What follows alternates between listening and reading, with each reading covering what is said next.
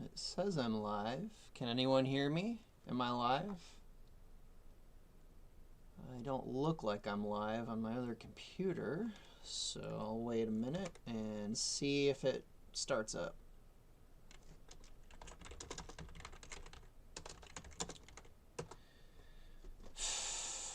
Well, it says I'm live. Oh, there we go. Now it's showing up. All right, cool. I think I'm live, and I can hear myself. How's y'all doing in the audience, if anyone's there? Okay, cool. You guys can hear me. Does my mic quality sound fine? I was trying to get into Fred's live stream earlier, but the people there said my mic sounded terrible, and I couldn't figure out why, so I ended up just leaving that stream. But does my mic sound fine? They said it sounded all stabby or something like that. So let me know if my mic still sounds... I messed with it. I messed with the gain and stuff, but I don't know. It sounds fine to me on my end, but I don't know. Let me know, or if there's something wrong with it. A little low. Let me turn the volume up. Oh, actually, it says the volume's all the way up. How about now? Does the mic sound better now? Oh, I see other people saying it sounded good before that. Let me set the setting back. Okay, yeah, you guys are setting the microphone. Yeah, I don't know. I had joined Fred's stream like over an hour ago, and everyone there is just like, your mic sounds terrible. And I'm like, all right, sorry, bye. So I don't know what was going on with my mic an hour ago, but apparently it's fine now, so that's cool. Let's see. All right, let's see what you guys are saying. Say, Jesse back and says, I'm fine. You okay over there, Ice Command? I'm doing all right. I'm in a bit of physical pain, but I'm all right. I mentioned it, in the last few streams. For some reason, I've just kind of become used to it, though. But for like 3 or 4 months now, I haven't gone into any detail, but I guess I'll go into some detail because it's just normal now. I've been just having horrific pains in my stomach. Back in April, I went to the ER for it. I've seen my primary care doctor. They've done x-rays. I just got results back from my blood work, and nothing seems wrong with me. So I don't know what the hell's going on with my stomach, but some days I'm fine, but usually, like, at least every other day, I wake up with just horrific stomach pain, and usually it goes away as the day goes on, but I don't know what the hell is causing it. I took some kind of, like, breath test thing the other day. I'm still waiting for results from that, but I don't know. So despite that, I'm doing all right, but there's something going on with my stomach or my intestines or the muscles in my abdomen. I don't know what the hell's going on, but it's kind of become normal. But let's see. Oh, hey, Adam. See, maybe your Discord is using... Yeah, well, yeah, it was. I didn't even think about that. It was being done through Discord, so yeah, I didn't even think about that. It was probably Discord using the wrong mic. I feel like such an idiot now. Man, yeah, I didn't even think about that. That's probably what was wrong. See, Christian Wiebrecht 655. He tried fiber yoga, acupuncture, and Vicodin. I've tried quite a few things. I haven't tried acupuncture yet. Acupuncture is really freaking expensive. I don't think I could afford acupuncture. Fiber is obviously the easiest thing to try, but I don't think that's the problem. That doesn't seem to be the problem, but I don't know. I'm waiting to get the results back from the breath test, so I don't know. We'll see. It could just be stress. There was so many crazy things going on in April, and like the first 2 weeks of May. Thankfully, thank God, the last few weeks. Okay, actually, just to show how cartoonishly crazy April and like the first half of May was. I'm kind of doxing where I live by saying this, but at the tail end of this craziness, a freaking toxic chemical plant was about to explode right by where I live, and the place I live is right on the line of the evacuation zone. I mean, not literally right on the line. It's like just past it. But so for a week there, I'm sitting there like, is this gonna explode? Is the city I live in gonna like turn into? If you looked at the freaking, the predicted blast radius, this fucking huge crater. So April was insane. And it all ended with the threat of a toxic chemical plant explode that I didn't even know existed here. Like, if you looked on the map, it's right next to all these houses. Like, who the fuck puts a toxic chemical plant next to a residential zone? I don't know. So, like, at that point, though, I'm like, you know what? This is so cartoony that I can't even be mad or upset about it. So the whole chemical plant thing was just... It was insane. So yeah, I think April and the first half of May 2026 is a candidate for one of the worst periods of my life. It was wild, dude. So it's possible just all the stress from that like fucked up my stomach or something. I don't know. I'm just theorizing. But thankfully, after they ended up not exploding, they ended up getting it under control. The company's being sued to hell. The FBI is investigating them, so that thankfully nothing bad happened from that. And since then, things have been pretty calm. Nothing crazy's happened since then. I think that was about 2 or 3 weeks ago now. So things have been fine for the last several weeks, thank God. Except my stomach, which hurts, but I've gotten used to it, so...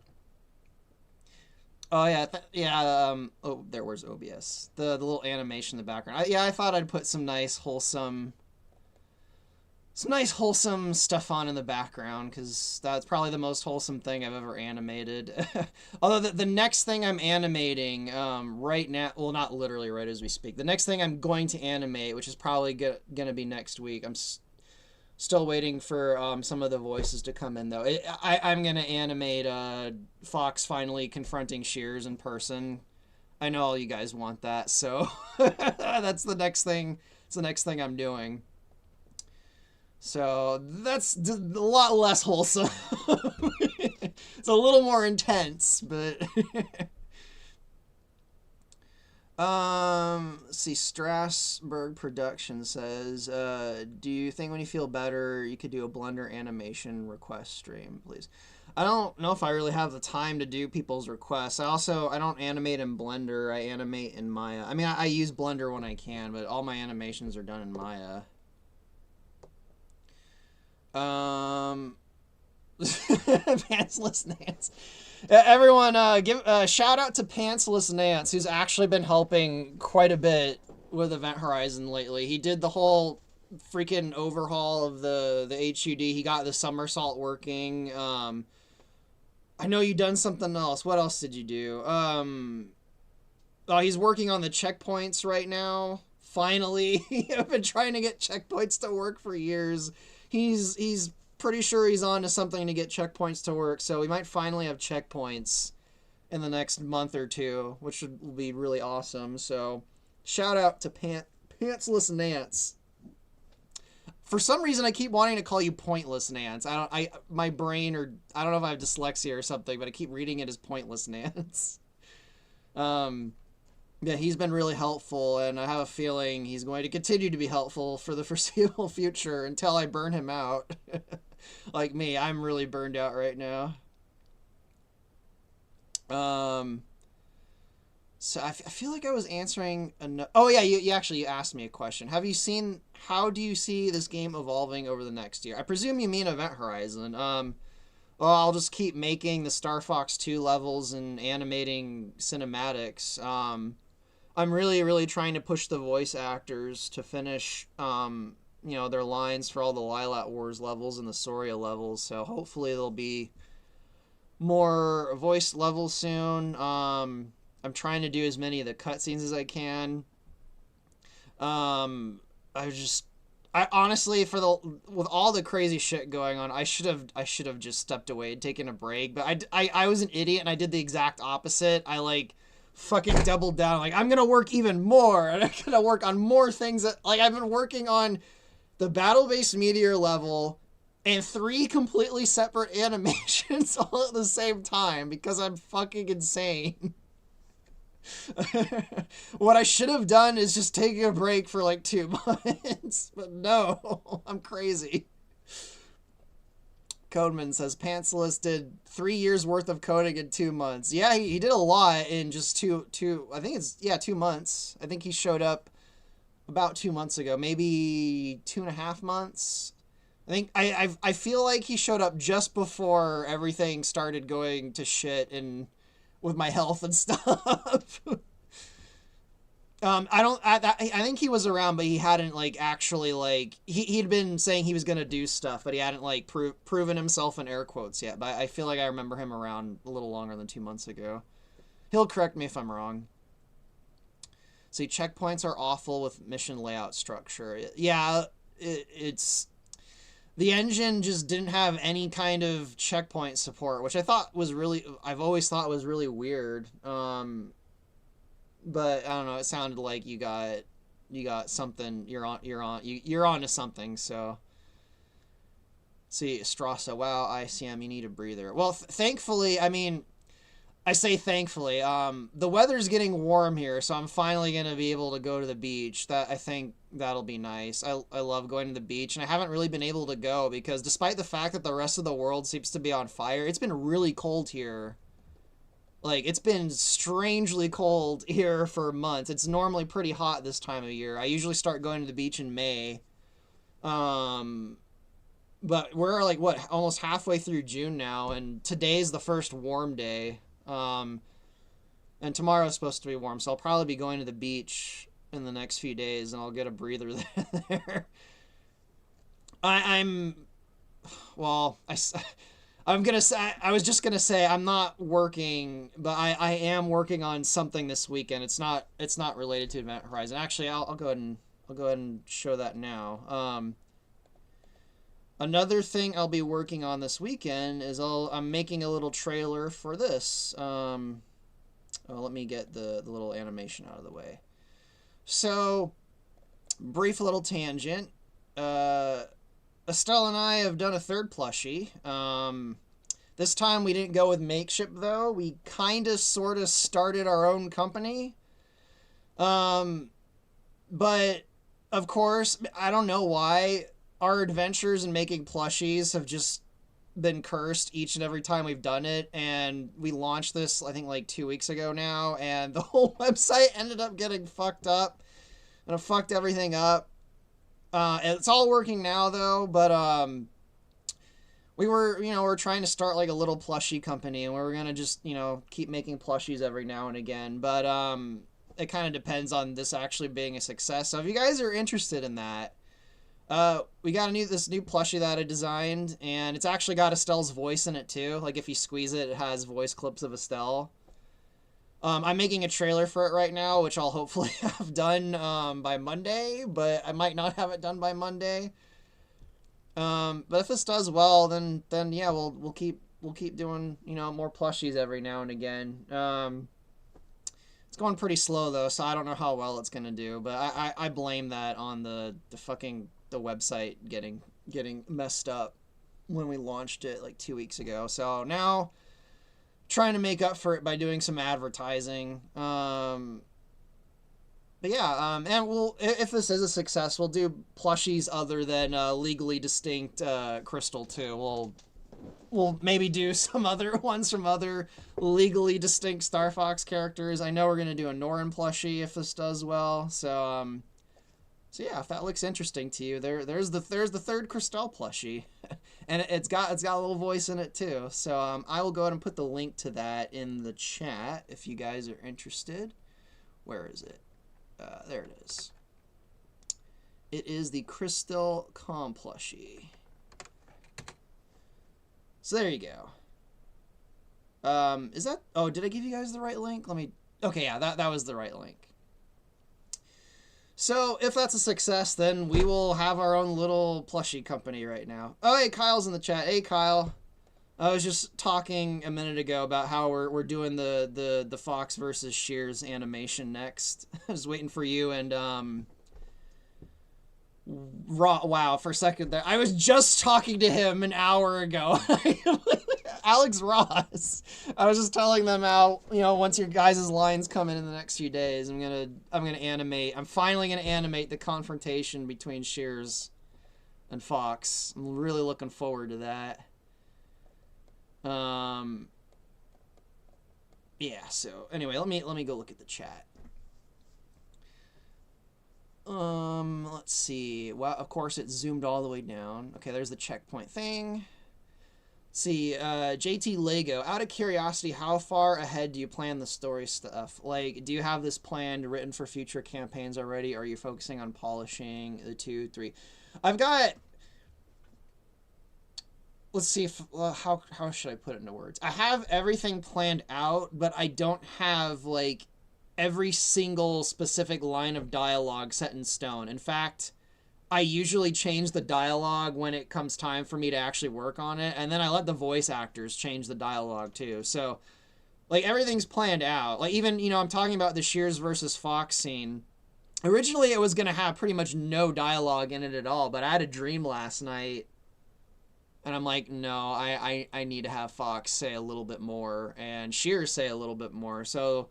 even though the confrontation with Shears has been in my head for several years now, and it's been playing in my head over and over again, right now, as it's coming time to work on, I'm like, I'm going to change that, I'm going to change that. So that's just how I work. I have things in my head on loop for years, and then when I finally get to working on them, I'm like, nah, I'm going to change this and that and that. And just because things in your head, sometimes actually this happens all the time, something might sound or look or feel good in your head, and then when you're animating it or you're drawing it or, you can see it manifesting in reality, you're like, this doesn't work like it does in my head, and you change things.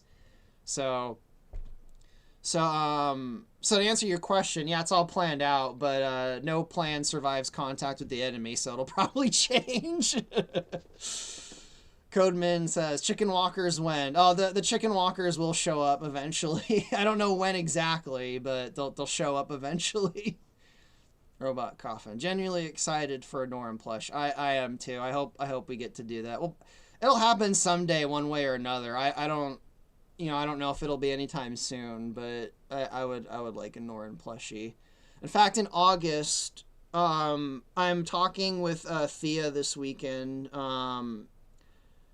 I was talking to her this weekend about, because she's gonna play Kidora, so I was gonna talk with her this weekend about stuff with Kidora, and sometime in August I was thinking of animating the first scene with her talking, the first scene with her, so that might be happening in August, so we'll see.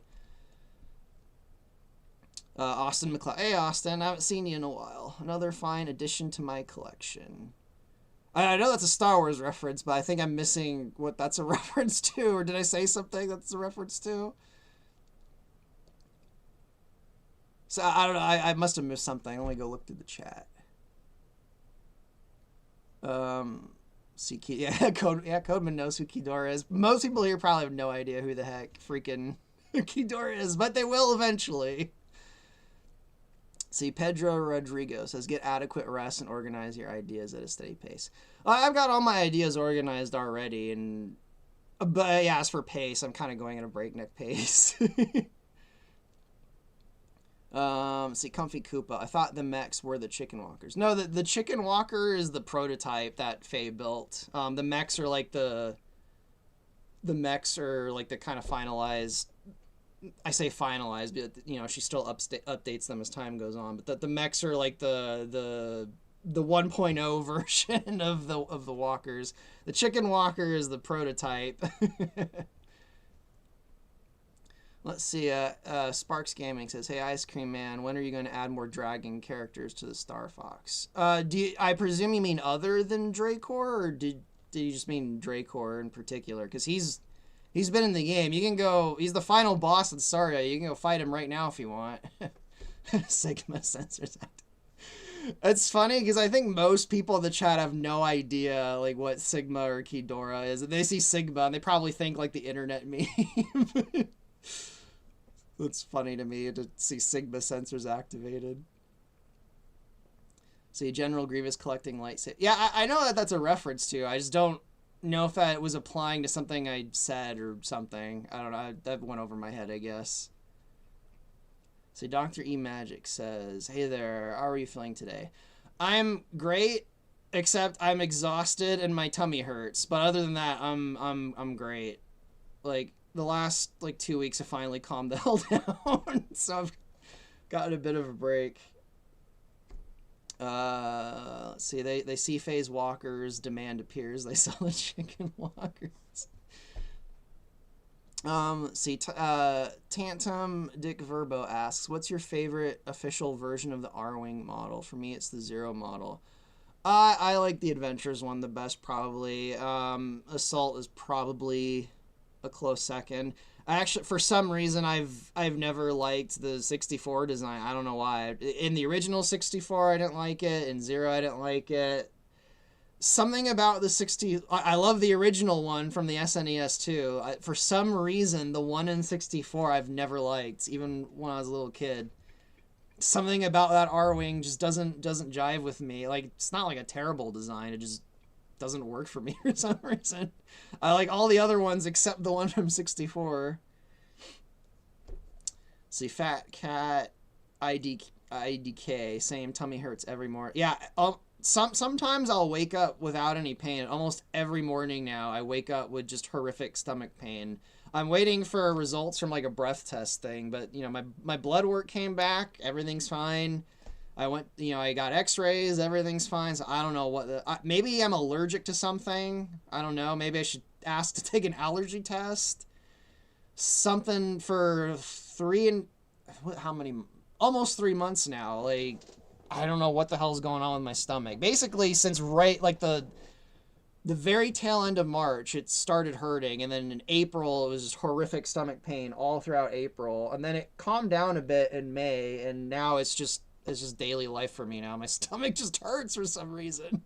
It usually goes away as the day goes on. And, you know, it's usually completely gone by the time I go to sleep. But almost every morning, it comes back. So... I mean, on the bright side, the doctors say it doesn't seem to be anything serious. You know, I've been tested and screened for a few things, and he's like, it doesn't seem like it's anything terrible. So let's keep doing these other tests. The doctor flat out told me, like, you might just be getting old, dude. And I'm like, I'm almost 40, but I'm not even 40 yet. If this is what it's like getting old in my 30s, my God, like being 40 is gonna suck when everything else starts going. Let's see. What else are you guys asking? Yeah, if it wasn't obvious, this is just a Q&A stream. I'm not doing any work or anything. I will try and live stream when I do start working on the next level. I'll try and live stream working on modeling the boss and everything like I was doing. I haven't the last almost, I think, 3 months now, just because, like, I wanted to really focus on getting the Meteor Land level done, because it was such a fucking huge level with so much stuff going on that I'm like, I need to focus on this. If I live stream all of this, it's going to take me, like, 6 months to finish it. So that's why I didn't really stream my work in progress. Although I did almost, the animation I have playing in the background, I did almost live stream myself working on it. But for some reason, every time I was working on it, it was like really late at night, and I'm like, most people are probably going to be asleep now, so I don't know if it'd be worth live streaming it. So I ended up not live streaming it, but I almost live streamed, working on this animation playing in the background. I was going to show you guys me lip syncing Crystal and Fox, but maybe I'll do that for another thing in the future, but... Let's see. I hope you're feeling better. Take care of your health. I mean, apparently I'm healthy, so apparently I am taking care of my health. I don't know what's wrong. Let's Let's see. I think the Thosin ships all appeared in level 2. Codeman, I don't know if you were answering someone else's question, but yeah, there's a bunch of Thosin ships in the second. If you mean in the comet level, yeah. Let's see. Pantsless Nance. Just to let you know, I'm updating the comms UI before I go back to checkpoints. Okay, awesome. So that I'll probably release that in the near future then. Lord of Creation says, "Hey, Ice Cream Man, quick question. Which mission will the Thosin battleship appear in?" Oh, okay, that's probably what Codeman was answering. No, a battleship doesn't show up in the second level. In fact, I don't even think the Thosin, they might not actually even have a proper battleship. The Thosin ships are all designed for like speed. And like if you it might be hard to notice, but if you examine them, they have way less firepower than Cornerian ships. They're not really like, they're not particularly strong. So the Thosins are definitely outgunned if we're talking about like a power scale thing. The ships are designed to be really quick. So they don't really have like a large battleship. See, Dr. E Magic says, "Oh, I'm sorry to hear that from you. Well, as for me, I was very busy working my job. It was very sweaty, and oh, I'm sorry you had to. I'm sorry you had to go through that at your job.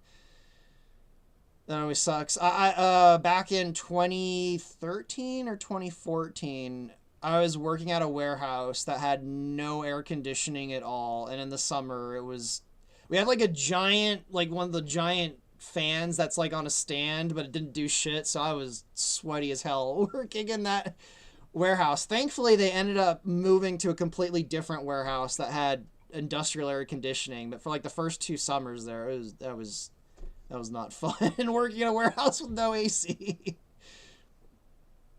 Let's see. See, the sky is corn. I've never seen this animation before. Has it been shared? So, technically, this animation isn't done yet. I'm still waiting for some lines from Toontown and Infectious Paint, because they voice Tricky, Kite, and Randorn are in this cinematic. I'm still waiting for them to submit their lines. So this one's technically not done, which is why I haven't put it on YouTube yet. I have shared these clips on Twitter, though. So if you follow me on Twitter, you'll see these little like work in progress clips every now and again before they go on YouTube. I also post them on the Patreon too, I think. And you know, they show up in my Discord, but you know, my Discord's from the Patreon, so oh god, the chat. I need to figure out how to make it so the chat stops zooming around every like 2 minutes. I'll like start reading something and then the chat just boom, it just jumps down. I actually think I'm falling really far behind. Ladies, I appreciate what you're saying, ladies, man. Your crystal cutscenes are 1,000 times better than anything Nintendo could do. I mean, I appreciate that, but nah, I don't have the budget or skill to do better than that. But I appreciate the sentiment. My stuff's very amateur. So didn't you mention there was a flagship for the Thosin fleet that's like a battleship from the prior streams? I mean, they have a flagship for sure. I just don't know if it would be classified as like a proper battleship. See, Tantum Dick Verbo. I hope I'm pronouncing your name right.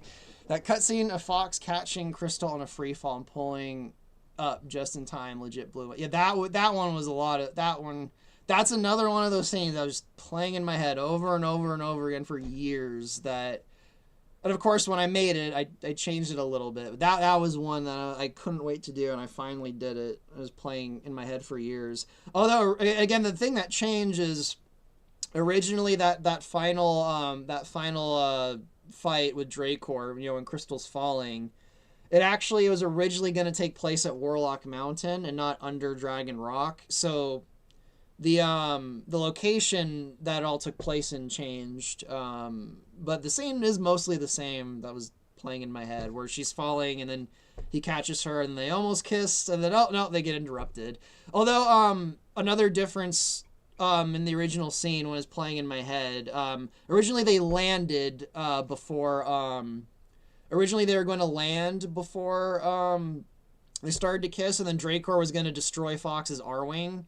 And then the final fight would basically take place on Kite, and then you'd switch to Tricky halfway through. But I'm like, you've been on Tricky and Kite all of Soria. I'm like, it's got to be in the Arwing. So that's a detail that changed. Like, I'm like, it's got to be an Arwing fight. Let's see.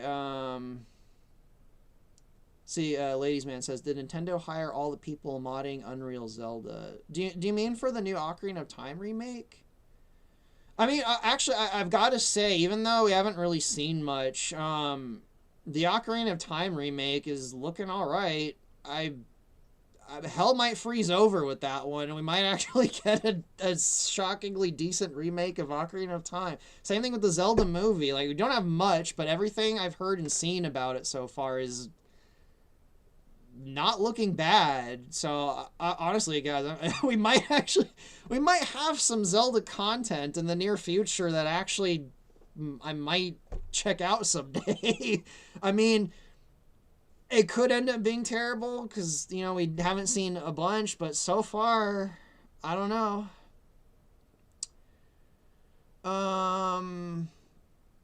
I don't know if that's what you're asking about them hiring Unreal, the Unreal, because I know there's people that have been remaking Ocarina of Time in Unreal, so I don't know if that's what you were referring to. I've heard people saying, oh, it looks like the Ocarina of Time looks like it's on an Unreal now. I'm like, if it looks fine, then what is it? My stuff's animated in Unreal, so like, what's wrong with Unreal? Ladies Man, Estelle eventually coming to America. She wants to move to America. She's gonna come to America eventually. Just things are. I don't know how much. I mean, she's talked about it in public, so it's probably safe to talk about it. But Estelle, April was also a horrific month for Estelle. She said this publicly on Twitter, so it's safe to say this. But she lost her spouse, she lost her house, and she lost her job, all in the span of like 3 weeks. So Estelle's she's kind of, you know, trying to get back on her feet right now. So I don't know when the America stuff will happen. I've offered to like pay to have her come to America, and, you know, she's considering it. So it might happen sooner than not, but we'll see. It's just a matter of when. See, Codeman CZ798. Zelda movie is made by the Planet of the Apes guy, so the visuals ought to look alright. I mean, the visuals I've seen of it, it looks fine so far. The thing that caught me off guard is, like, 2 years ago when they were making the movie, I was reading some interview with the director, and he basically said, like, we're going to take no influence at all from Lord of the Rings. We want this to be like, I think he was basically saying he wanted it to be like he didn't say wacky, but he basically was saying he wants it to be like an anime where, you know, everything is all, and I'm just like, I don't really like anime that much, if I'm gonna be honest. So I remember reading that interview like 2 years ago, and I'm like, I'm probably not gonna like this. And then they started showing stuff a few months ago, and they're filming in all the locations the Lord of the Rings movies was filmed, and I'm like, thought you said you weren't going to do this, and you are. So now I'm like, oh, maybe I am a little interested now. So I agree with you that visually it looks like it's probably going to be fine. There was that, I showed it on another stream. They had that image of Adult Link that the director of, was it the cinematography director, leader, whatever? There was some image, of a freaking Adult Link in a cape, and I'm like, that looks awesome. Like, I'm like, if that's how Link looks in the movie, they nailed it. He doesn't look stupid at all. So yeah, at least visually, it looks like it. If I had one critique about a visual element that I've seen of the Zelda movie, it's that Princess Zelda doesn't look like Princess Zelda. If you showed me that image without any context, I would have never guessed it's Princess Zelda. I'd be like, oh, this is like just some generic elf archer from Dungeons and Dragons or something. I like, she doesn't, nothing about her indicates that she's Princess Zelda to me. That's really my only critique. And like the actual outfit and design and stuff she has isn't terrible. It just doesn't scream Princess Zelda to me at all. That's my only real critique. Which, if you know how I felt about Zelda for the last fucking 15 years, that's basically me like praising it to high heavens. That's basically that's like me praising Zelda to high heavens by me saying like, oh, she could look more like Princess Zelda.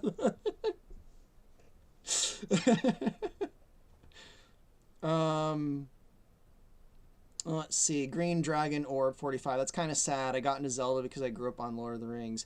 Yeah, not only that, like Tezuka has flat out said his main inspiration for a lot of the Zelda stuff was The Hobbit and Lord of the Rings. He flat out said when he was developing Hyrule back in the late 80s and early 90s, he's like, I love The Hobbit. You can even see it in the first Zelda. Link looks like a hobbit. He's like this little short Hobbit guy. Like you can see the influence even in the oldest games. So yeah, when I read that interview, 2 years ago, and he was saying that, I'm like, I can understand you not wanting to just copy the Lord of the Rings movies, but like to completely avoid any of the visual language and influence, I just thought was like, that's weird. But apparently he changed his mind or the studio was like, no. I don't know what happened, but uh, something happened, and now it looks like it is taking a lot of visual language from the Lord of the Ring, specifically the Peter Jackson Lord of the Rings stuff, which I always liked the Peter Jackson Lord of the Rings stuff a lot. I mean, they're like freaking almost 30 years old now, so there is kind of this feeling of like, been there, done that, because it's been around for so long, but they're still great movies. I mean, I can nitpick about, Glorfindel not being in them all I want, or Tom Bombadil, but the Peter Jackson Lord of the Ring movies they're pretty damn good. They hold up almost 30 years later. They've influenced the hell out of me. Like I without even thinking about it, I'm constantly, realizing, that idea or whatever was influenced from those Lord of the Rings movies. Like even when I'm not conscious of it, like I'll just, those movies definitely influenced me. Actually, this is more of a Hollywood problem, but I even remember after those Lord of the Rings movies came out, they were so influential. Whenever something is really good, Hollywood copies it a billion times and doesn't understand it. Like every movie after the Peter Jackson Lord of the Rings movie had to have a cartoonishly huge fight between multiple armies at the end, even if it like didn't make sense in the movie. Like I remember that being a thing. I'm trying to remember like what was like the wackiest example like that, where like this movie does not need two ginormous armies fighting each other. They're clearly just trying to be like the Lord of the Rings movies. I'm trying to think of like the most absurd example of that, but I can't think of it off the top of my head. See, Codeman, CZ, OL can't be perfect. Yeah, maybe things can be perfect, but like maybe just my bar is so low with Zelda that that low bar is in past. I don't know, but at least at the moment, the Zelda movie and the Ocarina of Time remake, from what little we've seen, the signs are positive, at least to me. They could both end up being terrible, but so far, usually I can spot if something is not going to work, or at least doesn't work for me, with like the first teaser, the first trailer, even if it doesn't show much. I don't know if that's... I don't know what it is, but I usually... Unless it really is like the vaguest of trailers, like it just shows the name and like nothing at all. Like if there's at least one visual thing or like a line of dialogue or something, like I'm like 9 times out of 10, I can usually determine like this is gonna be cool or this is gonna be terrible. And with the Ocarina of Time thing and the stuff from the Zelda movie, my first thought was not, this is going to be terrible, so that's a good sign. My first thought was like, this might actually end up being decent. Sometimes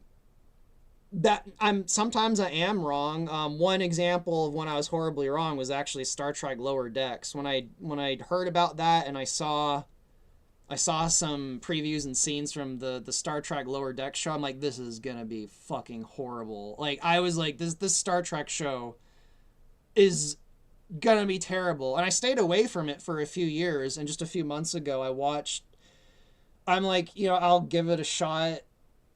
I don't know why I decided to give it a shot, but I'm like, I'll give it a shot. And then I'm like, okay, the Star Trek Lower Deck show isn't terrible. So it is possible that that I can be wrong, but 9 times out of 10, usually a brief teaser is all I need to determine if something's gonna be up my alley or not. I don't know. I don't know if that's like a weird, I don't know if I'd use the word talent, but I usually can tell if something's going to be cool or not just from a teaser. Okay, Kyle, I didn't. Welcome back. Let's see, Robot Coffin. The movie and the game will probably be fine. Movie's probably going to be acceptably unambitious but fun, and the remake is hopefully on par with that Oblivion remaster.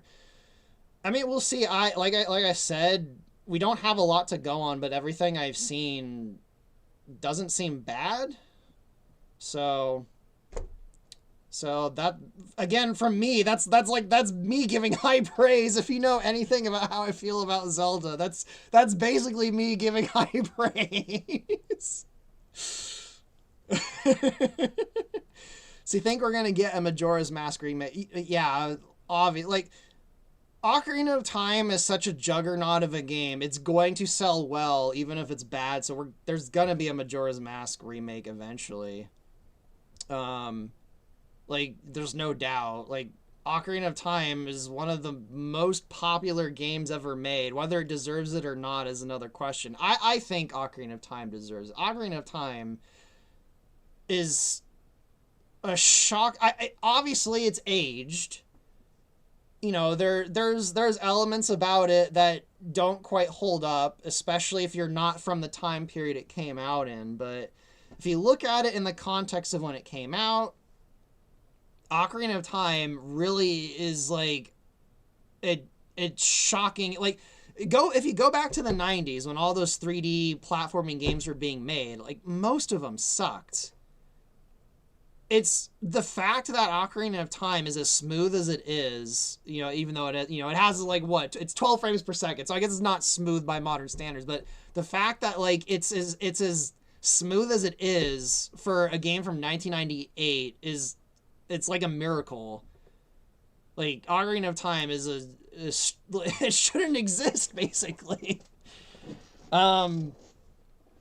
So I think Ocarina of Time does deserve its reputation, at least in the context of history. But what was I gonna say?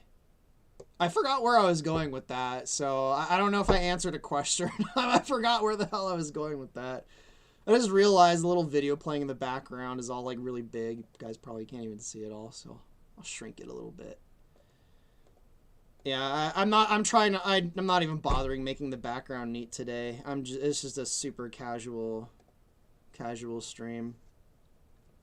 See, Codeman says Ocarina of Time was pretty good, though you can really tell they were still figuring things out, especially level design. But yeah, you beat me to it with your next statement. I agree with you, because especially if you've played Majora's Mask, and it's like Majora's Mask, they're like firing on all cylinders. Like, but with Ocarina of Time, because I've worked in Ocarina of Time on N64 hardware, and I've tried to figure out how they did things and how it worked, because I've been trying to freaking, not lately, but remember, Codeman, I know you know this, like 2 years ago I was working on basically making stuff on the N64 using the stuff from Ocarina of Time, and you can see it with the way things are unwrapped and stuff, and the way some of the models are, that like, yeah, they were in new territory and trying to figure out how things work. But I don't know, it still turned out pretty amazing. See, Crystal Kingdom General. Chasen, hello. Hi. Hi. Hello. I don't know if you had a question or not, but hello.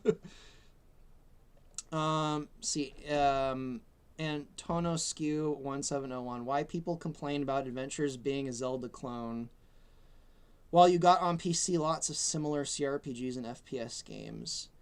I think people complained about Adventures being a Zelda clone is because they wanted another like Star Fox rail shooter. I don't think they complained about it I don't think, again, you got to go back in time. I don't know.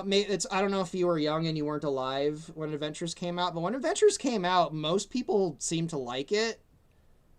It got really good reviews. It sold really well. So like at the time, like a lot of the hatred for Adventures comes in hindsight with games coming out after it, and it's kind of warped the context of it. But like, it's completely understandable though why someone who grew up with the first Star Fox in '64 when Adventures came out, it's completely understandable why they'd be like, I don't want to play a Zelda game. Like, I like Star Fox because it's Star Fox. I don't want to run around with, Fox having it. Like, that's completely understandable. Like, I mean, I love Adventures, but like, I completely understand people who are just like, this isn't Star Fox. It's a Zelda game. So I'm not sure if that's what your question was getting at, though, so I hope I answered it. I think I'm lost. I'm not... God, the chat keeps jumping. I hate that. Let's see. I swear if the Nintendo people include the missing Link and its boss, Arachnorbid, in the Legend of Zelda Remasters DLC, that'll be a hell of a tribute. They probably won't. I included the Arachnor, I think it's an Arachnorob in Hyrule Conquest back in the day. They shut down his ROM hack though, so they probably won't. I mean, you could still get it because it'd been seeded everywhere. But Nintendo actually tried to shut down the missing Link not long after he released it. They shut down a bunch of websites that were hosting it. So I'd be shocked if they included anything from that in the Ocarina of Time remake. See, Maroon Maze. Which characters do you need to be voiced in Event Horizon? At the moment, just random nameless goons like Sharp Claws or Cornerian troops. I think all the main characters, I'm pretty sure have voiceovers now. Probably, well, there's one character that doesn't have a voice yet, but she doesn't show up till like near the end of the game. So, but other than her, like, I think all the main characters. Oh, the Anglar Emperor doesn't have a voice actor yet. Although I'm pretty sure I know who I want to voice him, so I'll probably end up picking him. But Michael Skyline 5469. Is there any way we can help out Estelle in some way or form?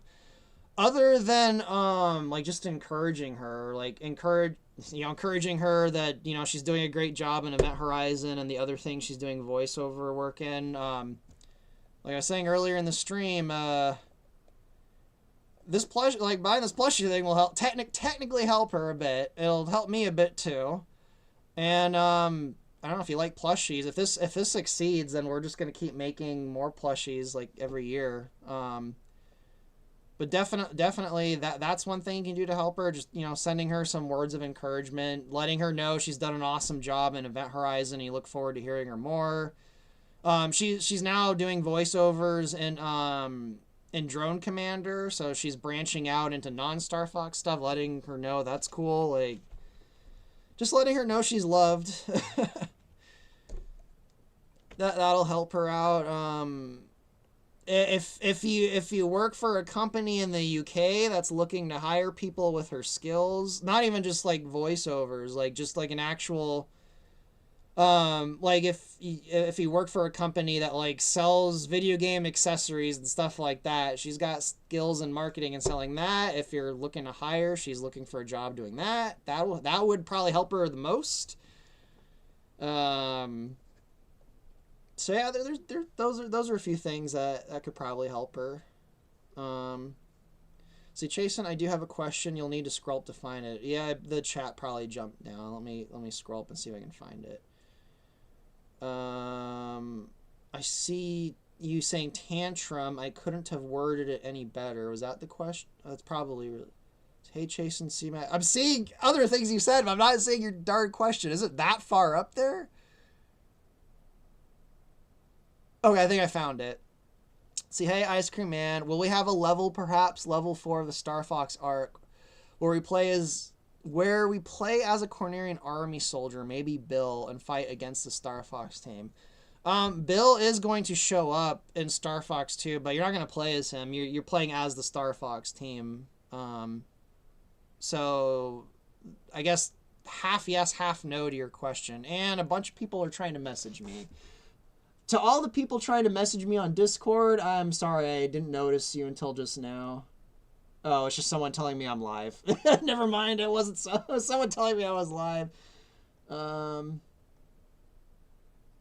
And someone telling me that they're checking to see if a bug is fixed. Yeah, I released a new version of Event Horizon yesterday. There was a crash in it. I uploaded a patch right before the stream, so in the tutorial there was a crash. Okay, someone else is messaging me about some. I'll get back to them after the stream. Sorry about that, guys. I looked over and there's just all this red on Discord. I'm like, oh, I wasn't paying attention. A bunch of people are trying to message me. Seagull, why won't hyperlinks work in here? Are you talking about the link to the plushie? Is it not working, guys? Is it not even showing up, or does the link just go to nowhere? I'll paste it again. Oh, I lost the stream. Where is it? Uh-oh. There it is. There's a stream. I just pasted the link to it. Is it not working?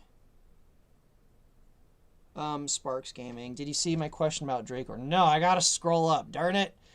Let me scroll back up. Let's see. What was your name again? Sparks Gaming. For some reason, I'll be reading the chat on YouTube, and then it'll just like jump down to the bottom, and it keeps making me miss some stuff.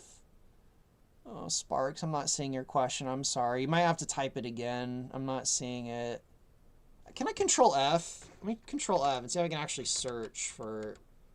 Oh my god, I can search for your guys' names with Control F. Okay, let me see if I can find it this way.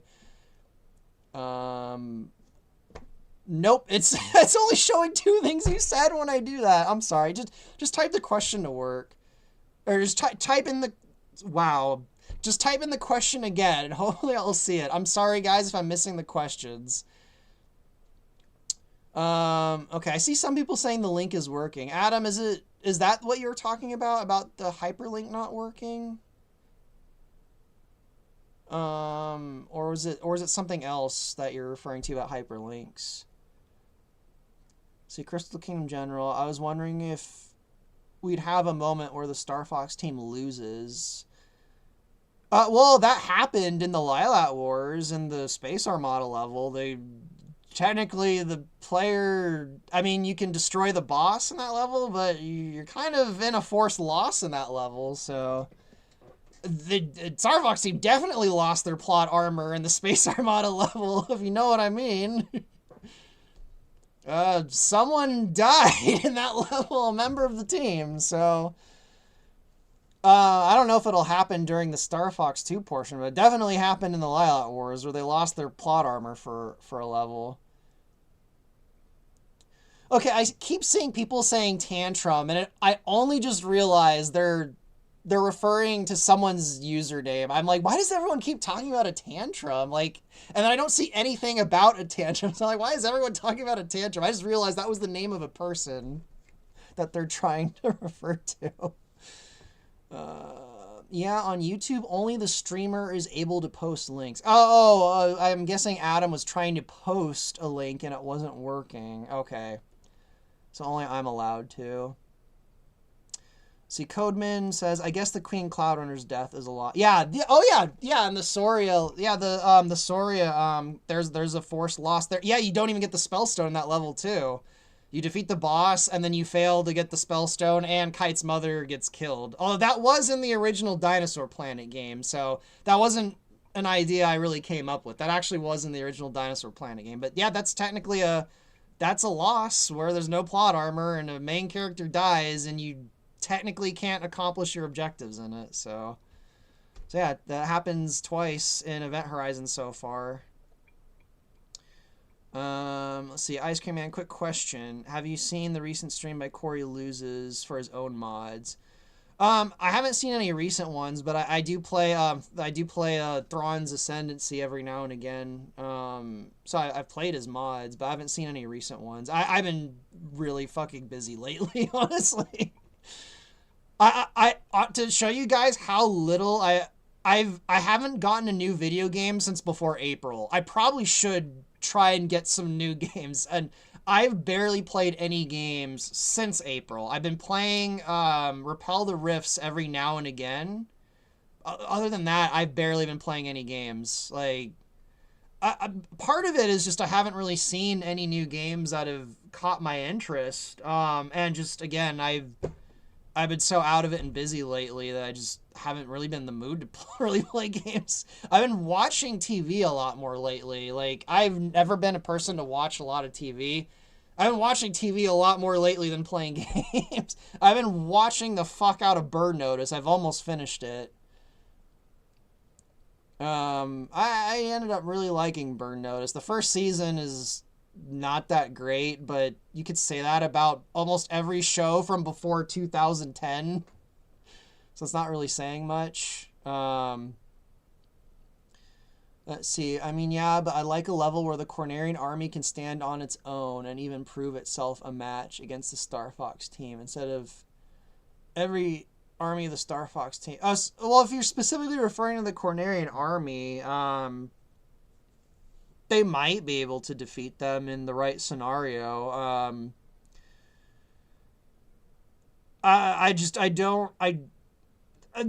You do have an interesting hunch though, that if there was a way that they could defeat the Star Fox team, it probably would be using someone like Bill, because I don't think Fox. I think it would be in character for Fox to not try and kill Bill. Kill Bill. That's funny. But at the same time, I don't think Bill would try to kill Fox either. So it wouldn't be at the hands of Bill, but I could see a scenario like that where the rest of the Cornerian army takes advantage of that situation. The thing though about Star Fox and the Cornerian army is the Star Fox does have a significant advantage over them, even compared to like Venom or the Sharp Claws, because Star Fox knows how the Cornerian army works. They know how they think. You know, they've worked with them for years.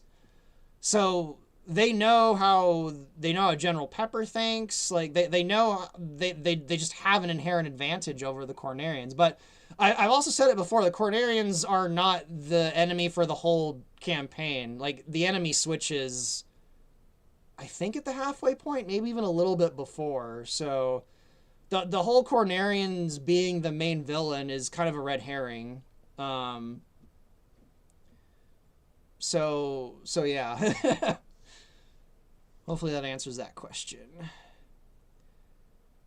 See, curious if you'd be into Abiotic Factor.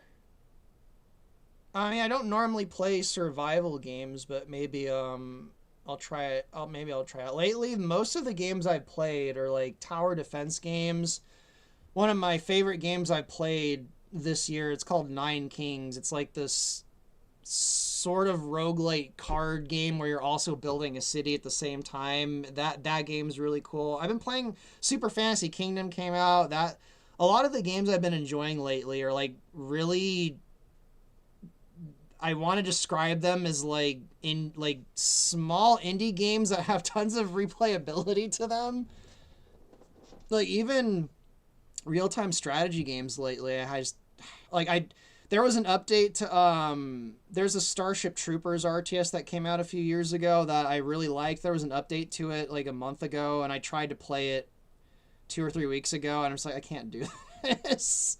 So like even my go-to genre of RTS, I just hasn't been doing it for me lately. I don't know if I'm just burning out on video games in general, or just maybe I'm just tired of my usual genres. So I don't know. But Zero Out Coffin. Have you tried Baldur's Gate 3 yet? No, I haven't tried it yet. I think it's on my Steam wish list. Same thing with freaking what other game? Elden Ring has been on my wish list for years, but it never seems to go on sale, and I basically will never pay more than like $30 for a game. Even when it's on sale, I'm weird like that. Um I've been waiting for Elden Ring to go on sale for years, and I don't think it's ever gone for lower than like $45 on Steam. Starship Troopers Terran Command. Yes, that's the game I'm referring to. I love that game, but for some reason when I tried to play it a few weeks ago with their new update thing, I'm just like, I'm not feeling this. I'm going to do something else. I went to watch Bird Notice instead. Rico Sapphire. Random question, but have you ever played an Ace Combat game? I have. Ace Combat... Is it 7? Where is it? Let me look on my desktop. Where is it? Ace Combat 7 Skies Unknown. I bought it a few years ago. It's been installed on my computer for several years. I still haven't played it. I don't know why. I can't bring myself to play it. I will play it eventually.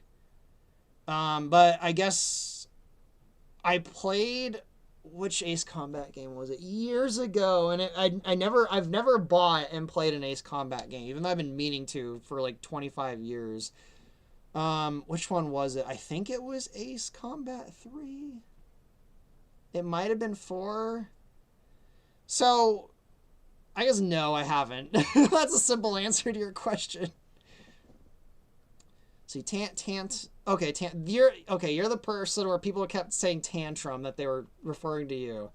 See, if Knights of the Old Republic ever ends up on sale, get it and look up a spoiler-free mod. I have Knights of the Old Republic. I think on EA's platform, or is it Steam?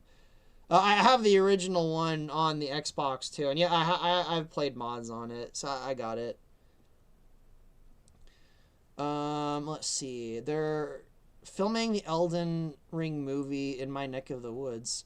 Yeah, I heard they were making an Elden Ring movie, but I didn't know any details about it. I guess I'll see that when it comes out if it looks alright. I haven't played the game. I know just from osmosis, I know, the basic bits about it. And it, like, Elden Ring looks cool. I don't know if it actually is, but it to me, Elden Ring looks kind of like the Zelda game I always wanted, just at a glance. I don't know if it actually is, but it looks very heavily inspired by Twilight Princess 2.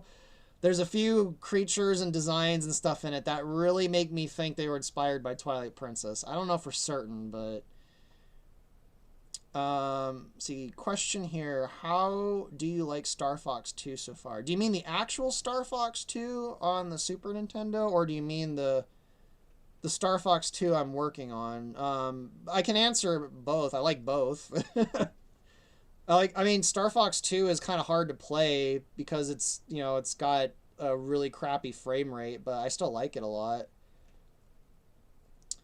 So, yeah, there's an Elden Ring being made right now. Let's see, Robot Coffin. I'm not big on Souls like. Yeah, so that's one of the reasons, because I haven't played any of the Dark Souls games. That's one of the reasons I've also hesitated to get it, is because like I don't know if I want to play a game that is intentionally like brutally hard.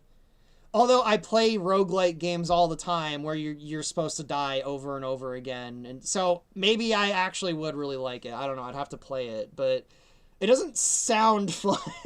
But I don't know. I play a lot of roguelike games. Like the Nine Kings game I was talking about is kind of a roguelite where you're supposed to lose over and over again, and by losing you amass power.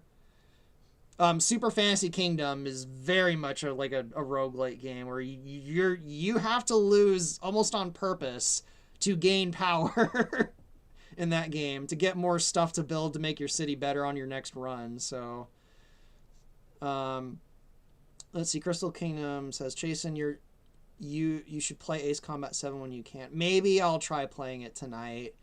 I plan on trying to play some games this weekend. Maybe I'll find... I have Ace Combat 7. It's been installed for like 2 years now. So, I will play it eventually. It's just... I just haven't been in the mood to play it for some reason. See, Star Fox 2 is very, very high difficulty too. Yeah, it's pretty hard. Have you seen anything on Mina the Hollower? Yes, yes, I have. Actually, I think you showed me. Someone showed me Mina the Hollower not that long ago. I thought it was you actually, Adam. Maybe it was someone else. That's like the 2D one, right? Or am I mixing it up with something else? There's been a few games that are kind of like Zelda coming out in this year. See, my only gripe with Star Fox 2 and 0 is the walker mode. I don't like. Yeah, that's why in Event Horizon I didn't really make it a transformation. I actually agree with you. I like the walker. I agree though that something about it does. It's like it's not implemented in the best way it could be, especially in 0. I don't want to pick on 0. Like, 0's not my favorite game, and it has a lot of problems, but I really don't want to pick on 0. 0, let's just say in hindsight, 0's looking a little bit charming. But I remember when 0 got announced, I'm just like, I'm not interested in 0. I'll pass on it, and I did. And I'm not gonna pretend that 0's like this amazing gem of a game, but it's not. It just needs better controls, and it could have Star Fox 0 could have some better dialogue. Like, there's a lot of things that could be done to make it better, but like it's not horrible. If that, like, it's really hard to put into words. Like, trying to think of an analogy. 0's like, it's a weird game that's really hard for me to put into words. It's like, it's one of those games where like when I look at it and I play it, it's like, it's one of those games where when I play it, all I can really think about is like, this could have been better. But like, it's not like an abomination that people seem to make it out to be, I guess is how I'd put it. I don't know. I'd have to really think about it, like, to put it into words. 0 is a weird game that's hard for me to really talk about. See, Mina is the top-down 2D one, but I think we've only talked about Bell. Okay, yeah, it must have been, yeah, Bell's Fanfare is what you showed me. That's the 3D one. Someone else must have showed me Mina the Hollower. I've seen both of them, though. But I think I've told, I don't know, whether I've told you or not, Adam, you probably know, just because you've talked to me for years, but most people know that I'm just kind of sick of Zelda. So, like, I haven't been interested in anything Zelda related in several years now. So, I might get the Ocarina of Time remake, though. I won't, I'd need to see more of it. But so far, the Ocarina of Time remake is looking fine. Again, we haven't seen much of it, but the Ocarina of Time game and the movie, well, I don't know if the movie is specifically Ocarina of Time, but the movie so far is looking, let's put it this way, I don't have anything negative to say about either the movie or the Ocarina of Time game, but they haven't shown much, so that could change. But like I was saying earlier in the stream, usually a teaser trailer or like a few scenes is usually enough for me to tell if something is gonna not work out.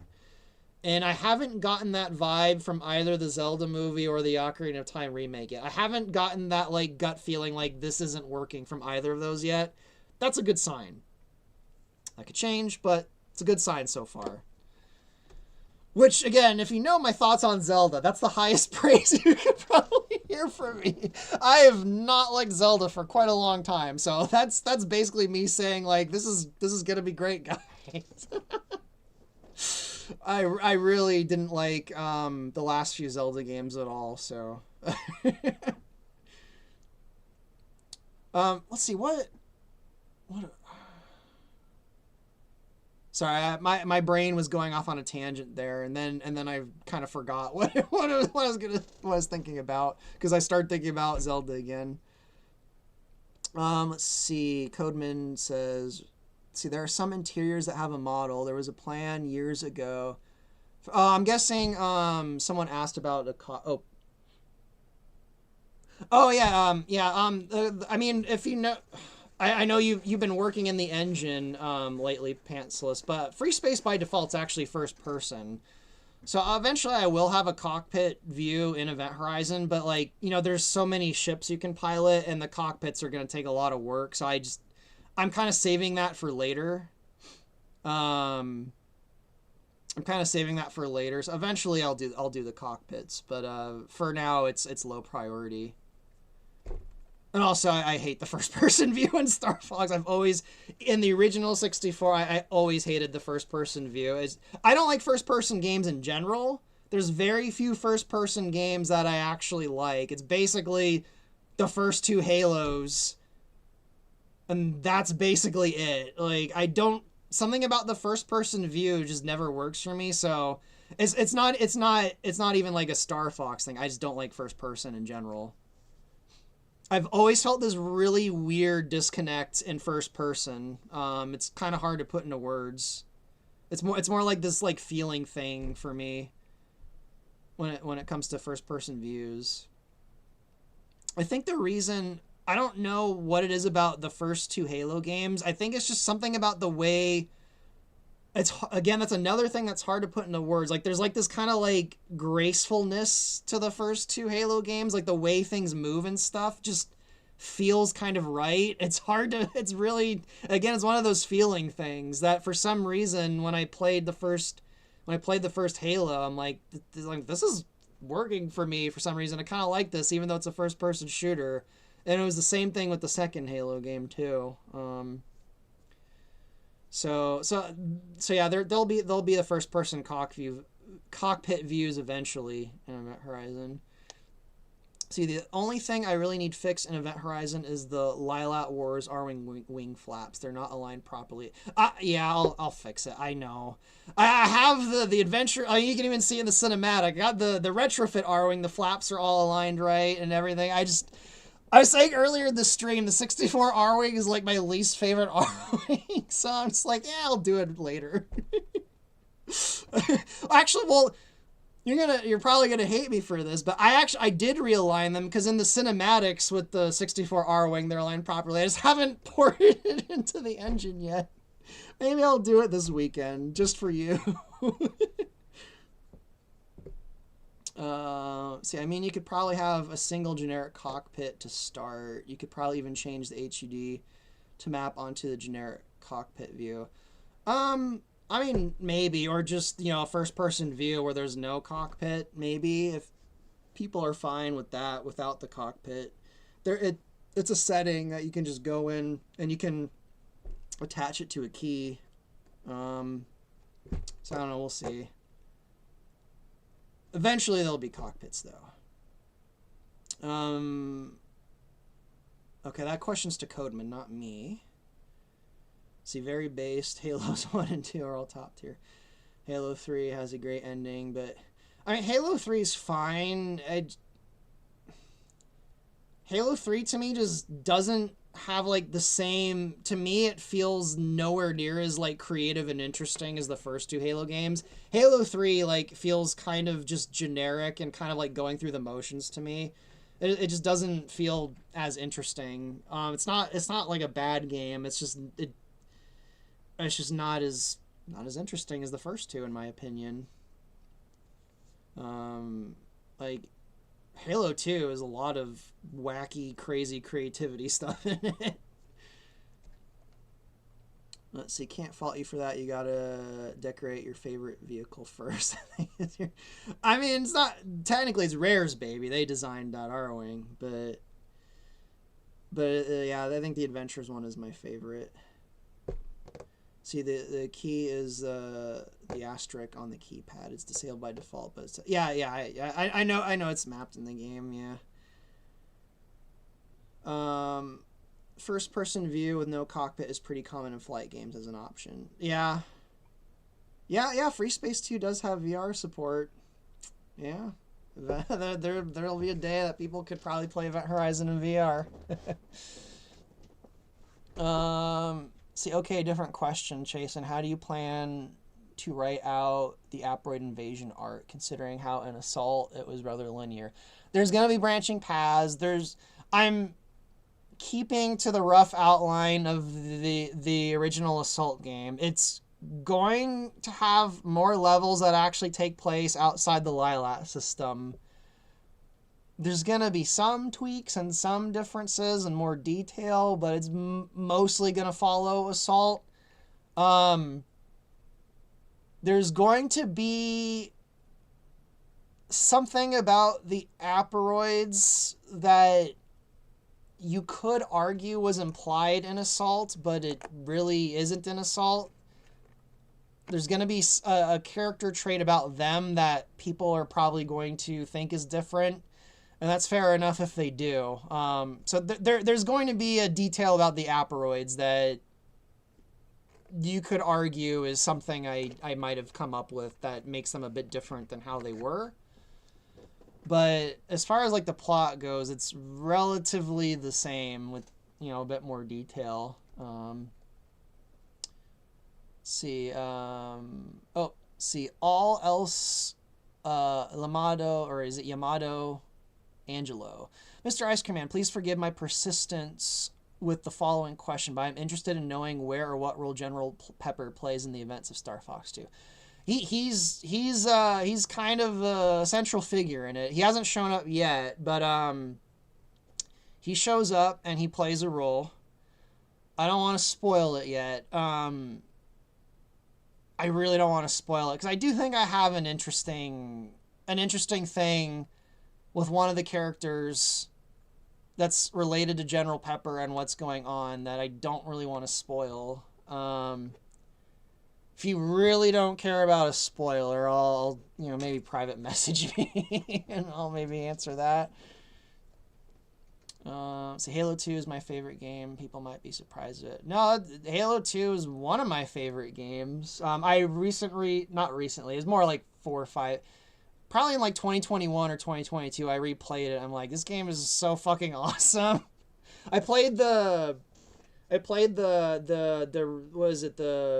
remastered version though. It made some changes, mostly with the music that really bothered me. I'm like, oh, the music's lame now and whatever. Like, but for the most part,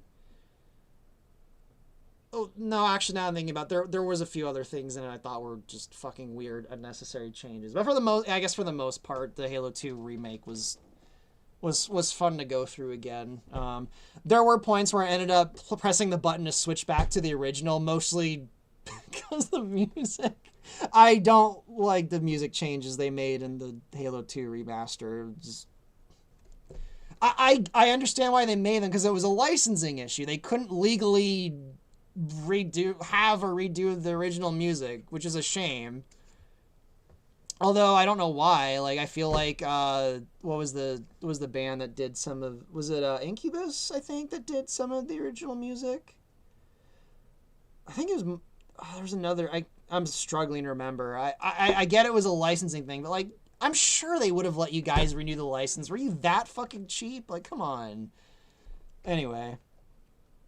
Pantsless Nance. Want me to look into enabling the first person view? Sure. Why not? I could probably, if you can't get it to work, it's probably because at the start of each level there is an event that is related to the third person thing. At least I might have gotten rid of that actually. But after the stream, if you're having problems with that, I might be able to help you really quickly. Although, Pantsless, you seem to already have a better understanding of the engine than me, so you'll probably figure it out. You'll probably figure it out. Breaking Benjamin and Incubus. I know people have kind of memed Breaking Benjamin and Incubus big in Halo 2, but I thought it worked in the original game. Maybe it's because the music that's in the game doesn't have any of the lyrics at all. I do think if those tracks had the lyrics, it probably would have been just a little ridiculous. But they're instrumentals, and I'm like, this. I think they kind of work. Halo 2 to me, like the vibe of Halo 2 is like the rock star that's made it, and he's at his peak, and he's like super confident, and he's just like flexing all of his muscles and being as awesome as he can be. Like that's the whole vibe Halo 2 has to me. It's like the quintessential example of like, wow, we made it. We have some talent.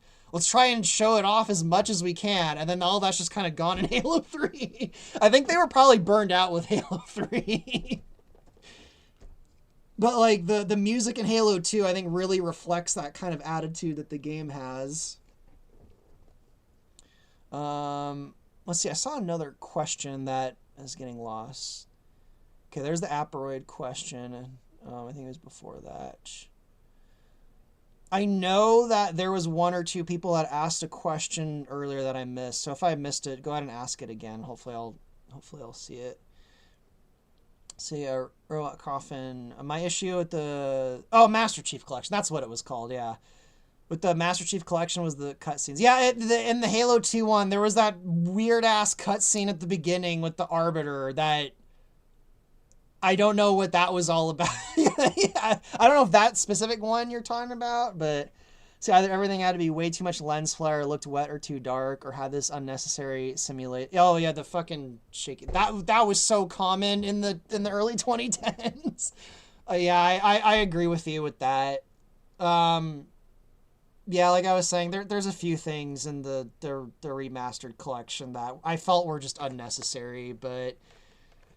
It could have been worse, I guess. I mean, aren't they remaking the Halo 1 right now? And I mean, I haven't looked too much into it, but I've heard some pretty negative things about it. Especially if we're talking about aesthetics, I've heard some pretty negative things about it. Apparently, they used AI for the concept art for the new Halo remake, and it's just like, guys, come on, guys. Come on, why are there so many bad remakes lately, for crying out loud? How is Ocarina of Time the one remake that doesn't look like shit right now? I don't get it. Why? How? It's not hard to remake a game. How could you already remade Halo 1 fine like 12 years ago. Like, sorry, I don't want to go off on a rant about Halo or remakes, but there's just so many bad remakes lately. It's just crazy. I don't think it's that hard to do a remake. Like, just remake the game. Like, it was done. Just fix things and update. Don't like. Anyway, maybe the Halo, was it campaign evolved? Maybe it won't be terrible. I haven't looked into it too deeply. I keep hearing really bad things about it, and someone showed me an image from it, and I'm just like, yeah, what? So, I don't know. I'm probably going to pass on the Halo Combat re-evolved, remastered, whatever it's called now. Was it campaign evolved? It has like a weird name too. Like, what the? Anyway,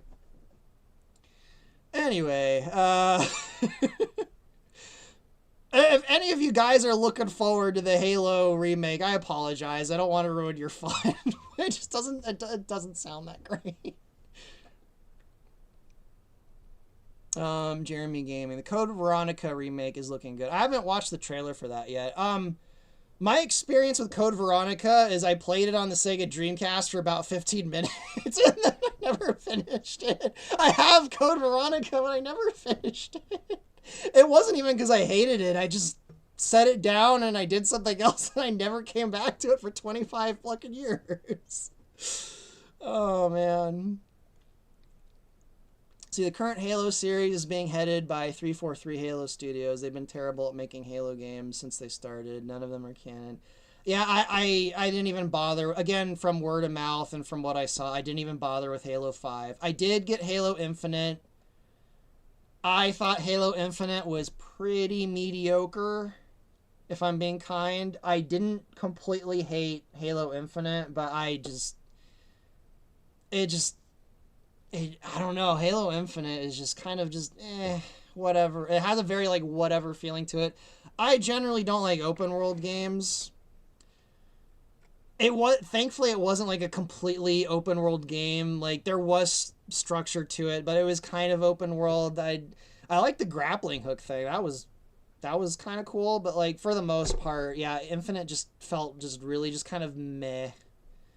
Um, is there any other Halo games that I'm forgetting about that have come out? Because yeah, I honestly, yeah, I lost interest in Halo years ago. Just like I lost interest in Zelda, it looks like I've lost interest in Star Fox. Just another thing to add to the pile of things I used to love that I've lost interest in. Although, maybe Ocarina of Time remake will, get me interested in Zelda again. We'll see.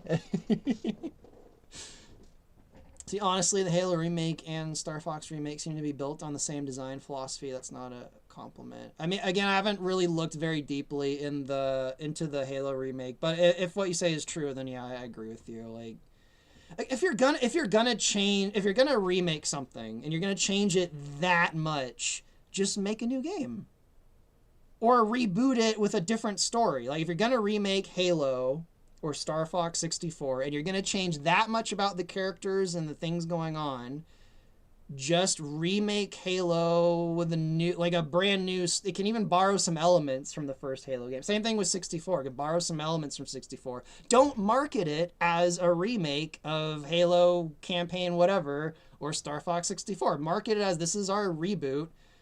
It's new, the characters are new, they've got different personalities, the don't just do that. Like, you know what I'm saying? Like, if it's a remake, it's a remake, and if you change it too much, it's not a remake. It's a fucking reboot. Like, it's, to me, I guess that's more of a marketing issue. I don't know. Anyway, it's just giving me more reason to stay away from the new Halo remake. And, they might do that with the Ocarina of Time remake. I mean, there's already people pointing out, oh, Link's got the Triforce on his hand, so they're going to completely redo it. I'm like, he might be having a vision. I don't know yet. But if they do that to the Ocarina of Time remake, I'll probably be like, guys, you should have just made a new Zelda game in a different timeline. Like, why'd you bother remaking Ocarina of Time if you're just going to change fucking everything? If you're going to change the character, like, just make a new Zelda game, not an Ocarina of Time remake. Don't soil Ocarina of Time. But I don't know. We'll see. See, like how Destroy All Humans did. I still haven't even. I know that they've been remaking Destroy All Humans, but I haven't actually seen them yet. So you're gonna have to explain to me. See, if you ever get to the point that you're burnt out and just done with Event Horizon, what's your plan for then? Is it hand off to someone or is it dormant for a while? Well, I don't know if I'll get. I mean, I'm feeling burnout right now, but I think I just need a break. I think the only thing that would really stop Event Horizon is if all the voice actors were just like, we don't want to do it anymore. Or it got shut down from outside forces. Like I can't stop Event Horizon. Like I can't do it. Like, at the very least, there's certain things in Event Horizon I need to see made manifest. Like, like the scene I did here, when Crystal goes to space. I'm like, if I had not done that, it would just kind of like gnaw at me in the back of my head. But let's just say hypothetically, then yeah, I'd probably hand it off to people that I trust, that are knowledgeable. I'd give them all of my notes and everything. Just hypothetical. I don't like hypotheticals because you have to make a bunch of assumptions to even make hypotheticals work. But if we're speaking hypothetically, yeah, I'd probably do what you suggest. Actually, yeah. Sparks Gaming. Hey, Esker Man, have you ever thought about making a Godzilla game? No, but they are remaking a Godzilla game right now that looks good. One of my favorite Godzilla games, too. So not all the remakes lately look terrible. Was it the Destroy All Monsters one? That completely caught me off guard. I wasn't expecting... I'm honestly kind of surprised they didn't remake that game a few years ago, because Godzilla's been huge right now. I'm shocked they didn't remake that one a few years ago, but that remake looks good so far. The Destroy All Monsters remake, so I'll probably get that, especially if they release it on the PC. Let me check. Do you guys know if they're releasing it on the PC? Destroy All Monsters remake console releases. If it's on the PC, I'm definitely getting it eventually. Yeah, it's coming out on the PC. Okay, so yeah, I'm probably gonna get that. I'll probably wait for a sale because I'm a miserly bastard, but I'm probably gonna get the Godzilla remake. Unless I hear it's fucking horrible, I'll probably get it. But it doesn't look horrible so far. So yeah, the Destroy All Monsters game is one of my favorite games when it came out. I liked the second one too. The was it Save All Monsters or Save the Earth? The one with Jet Jaguar. The second one was awesome too. Let's see. I think it's fair to say at this point I feel the exact opposite way that Tantrum feels about everything at this point. Variant. I don't know. How does he feel about everything? So, let me go back up, see what he said. Oh, yeah, no, yeah, yeah, Tantrum, I do agree with, I have to agree with Tantrum on what he said up there. Yeah, the family sucks, yeah, I don't really, guys, I don't really want to talk about it, but, yeah, Fox says something in the remake that just, I know this will sound melodramatic, but you guys have to understand. Fox is like one of the most important characters in like a fictional thing. Like he really is probably my childhood hero. Like, and it's a thing I didn't even really realize until I got older. Like, Fox was kind of my role model when I was a kid. I don't think anyone who likes Star Fox probably feels the same way. When I was a kid, I wanted to be Fox. I tried to emulate him. And one of Fox's traits was that he loved his father and he wanted to become his father. And when I was a kid, I fortunately had a very good relationship with my father too. A very, very similar relationship also. Like when I was a kid, as I got older and I wasn't a kid anymore, I started to, as teenagers and adults do, whatever. But like, the thing about Fox was that he loved his father. He basically idolized him, and the reason Fox is a pilot and a mercenary is because he wanted to be his father. And Fox says something in the new game that basically kind of, I'll be generous, implies that he's thinking the opposite. And not only that, but the thing he says is in a very disrespectful way to Peppy, who, if you know anything about Peppy's the closest thing he has to a father now. He's never disrespectful to Peppy. Like, Peppy is one of his best friends and the closest things he has to a father now. So Fox says something that implies he's not that attached to his father. And he says it in a very disrespectful way to Peppy. And so is it actually Tantum or Tantrum? So I keep wanting to call you Tantrum. I keep seeing an R. I think it's Tantum. So I agree with you. And when I heard him, someone sent me that clip like 2 or 3 days ago, and when I heard Fox say that, I'm not gonna lie, guys, like it really hurt. Like, and after that, I'm like, maybe he changes in the game or in the sequel or whatever, but I can't watch him be like, I can't do it. I can't. It hurts too much. I know it sounds melodramatic. Maybe it sounds ridiculous, but like I said, you guys have to understand, Fox is like one of them. I know he's a fucking cartoon fox in space. What, grow up, Mr. Ice Cream. I understand, but like it's a sore spot to see. It was the same thing in the Galaxy movie. Like he says something in the Mario Galaxy movie that I'm like, Fox would never say that. That's not him. So I can't even if there's some kind of payoff down the road, I can't witness that. I can't witness Fox because that's not him. Like his motivation, like let's just say hypothetically he changes. His motivation to become the pilot and the mercenary he is was that end point to begin with. So it's like what like so I agree with it. I didn't really want to talk about it, but I see people mentioning it, and I agree with sorry, what was your name again? Tantum. I'm sorry. I keep wanting to call you Tantrum. I'm so sorry. I agree with you, Tantum. I can't do it. So, yeah, anyway, question. Has the Star Fox crew had any big contracts prior to the Lilat Wars? I wouldn't say big contracts. They've had missions before the Lilat Wars, but nothing like a full scale war like that takes place during the Lilat Wars. But yeah, they've had jobs. Like I would say, not always, but like single mission jobs. Like maybe a fucking.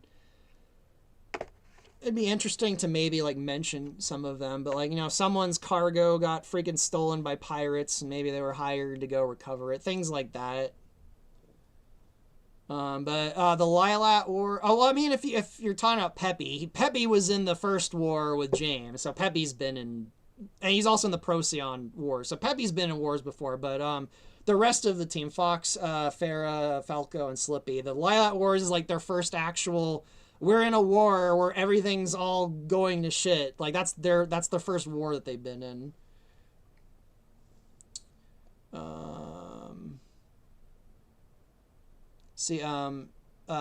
Tantum says said Tantum. Oh, your name. Okay, yeah. Sorry, I thought you're referring to something else I said, and then I'm like, oh, you're referring to your name. Yeah. Yeah, Tantum. Yeah, I should have known. I should have known.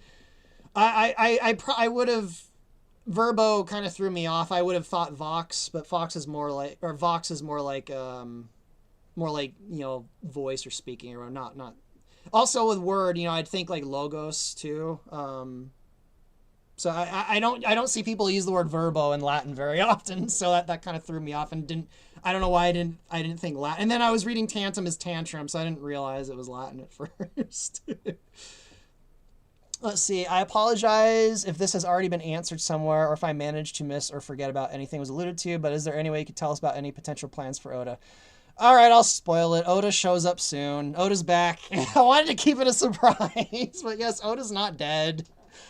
Oda, if you know old plans of Oda, she's still kind of around. And she shows up soon. I'll spoil that one because everyone keeps asking. I wanted to keep it a surprise, but oh well. Let's see. Lord of Creation asks, have you seen the Five Nights at Freddy's Secrets of the Mimic game? If you did, what is your opinion of the design of Jet? I mean, I don't really know much about Five Nights at Freddy's. I haven't seen that new game or whatever. I know the premise. I know the animatronics. Like I know it's a horror game and stuff, but like I'm not really into it.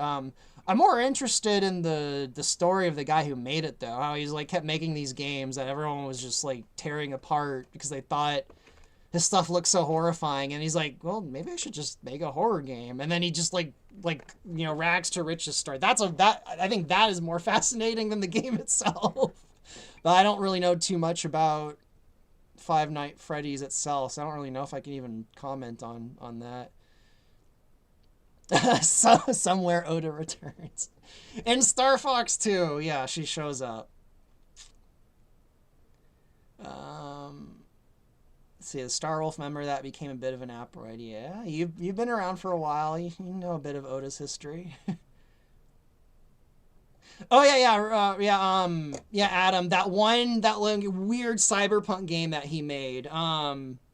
Yeah, that's the thing is some of his games before Five Nights at Freddy's do visually look really fucking interesting. Like, I I kind of understand why people shat on some of his work, but yeah, some of his games. I think he was just working in the wrong genre. Really, he was just in the wrong genre of game. Is all. Oh man, so many people are messaging me again. Oh, Kyle. I think Kyle wants to hop in. Yeah, Kyle. Kyle, are you still in the chat? If you want to hop in, let me know. Let me know on Discord, Kyle, and I'll let you join the chat if you want. Sorry, I didn't see your message till now. I'm there. I moved the Discord window over to the side and stuff so that I can see if people. I keep missing a bunch of people message. Guys, I can't multitask. I'm so sorry. But yeah, Kyle, if you're still in the audience, just let me know on Discord and I'll call you and try and get OBS to play nice. Oh, yep. Okay. Guys, I'm gonna invite Kyle in. Give me a second, and hopefully OBS doesn't explode.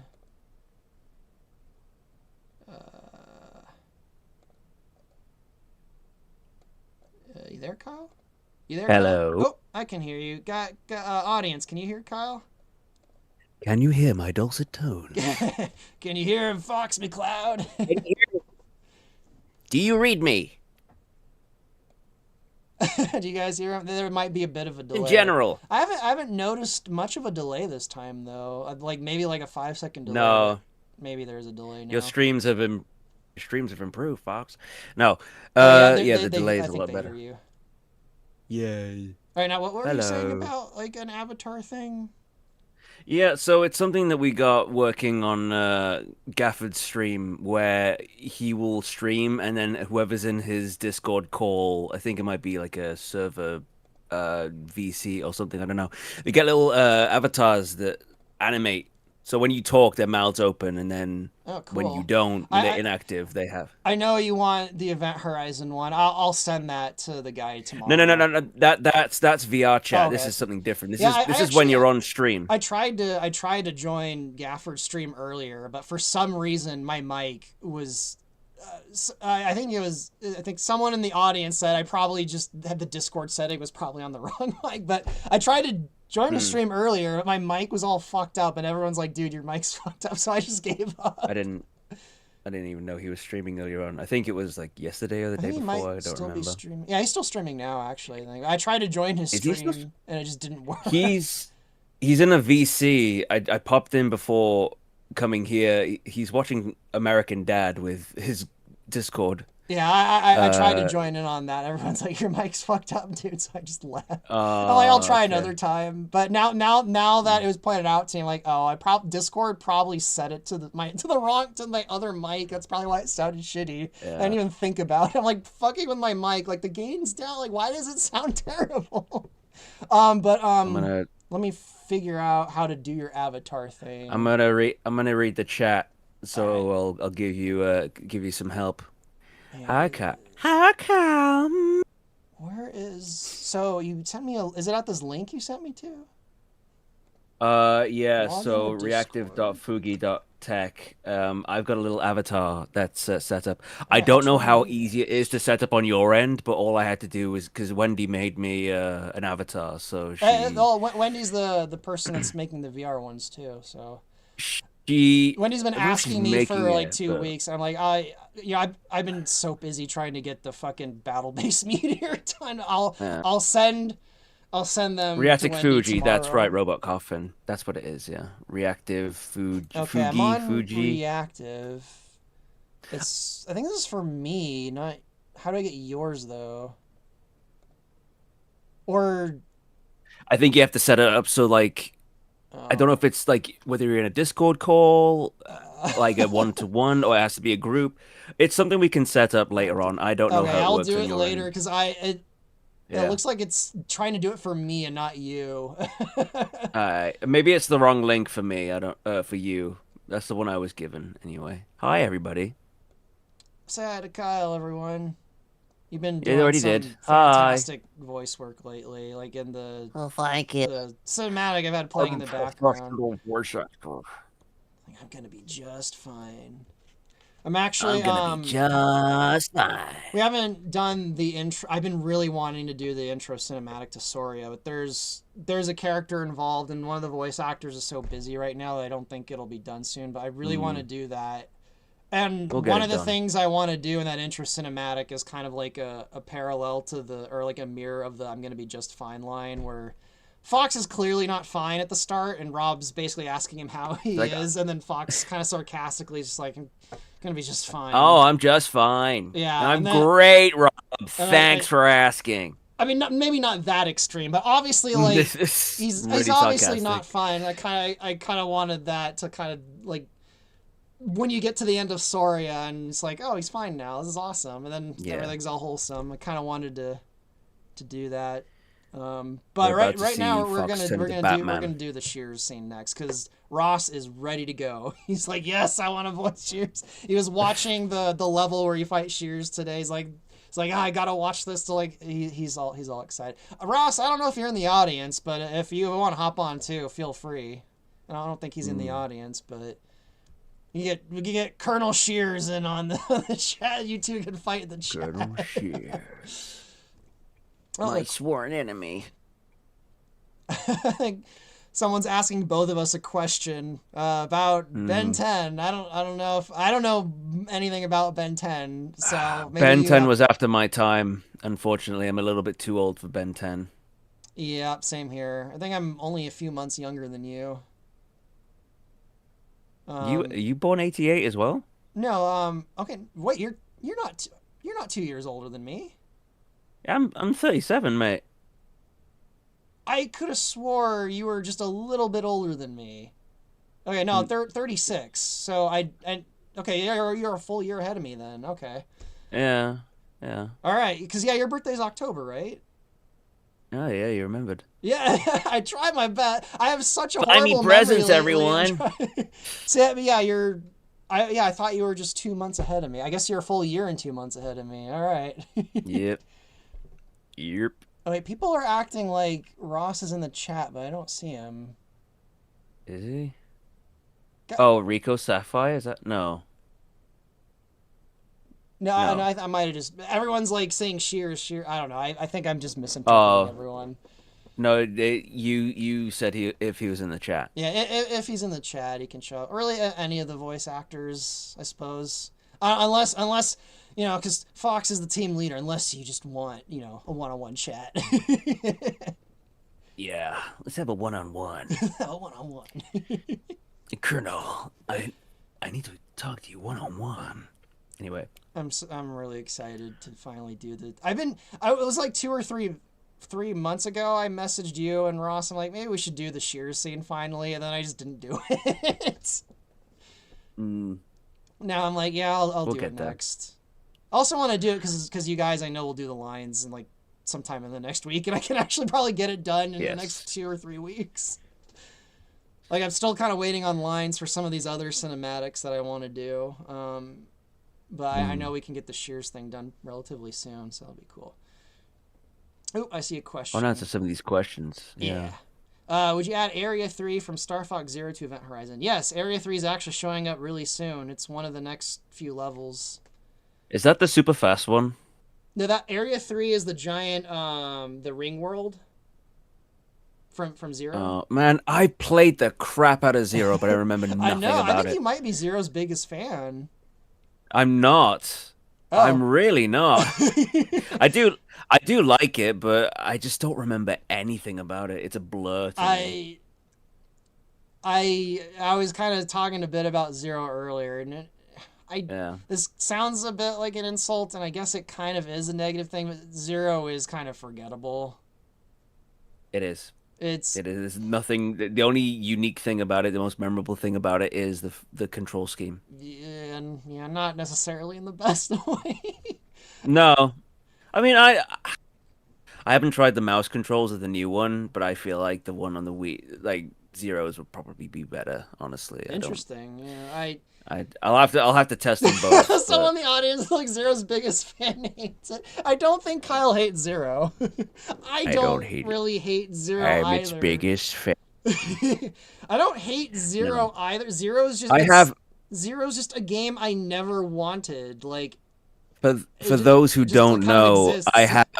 I have an official certificate that says I got over 3,000 kills across every level in Star Fox Zero. They run that competition back in 2016 when it came out, and it is signed by Shigeru Miyamoto himself. Thank you very much.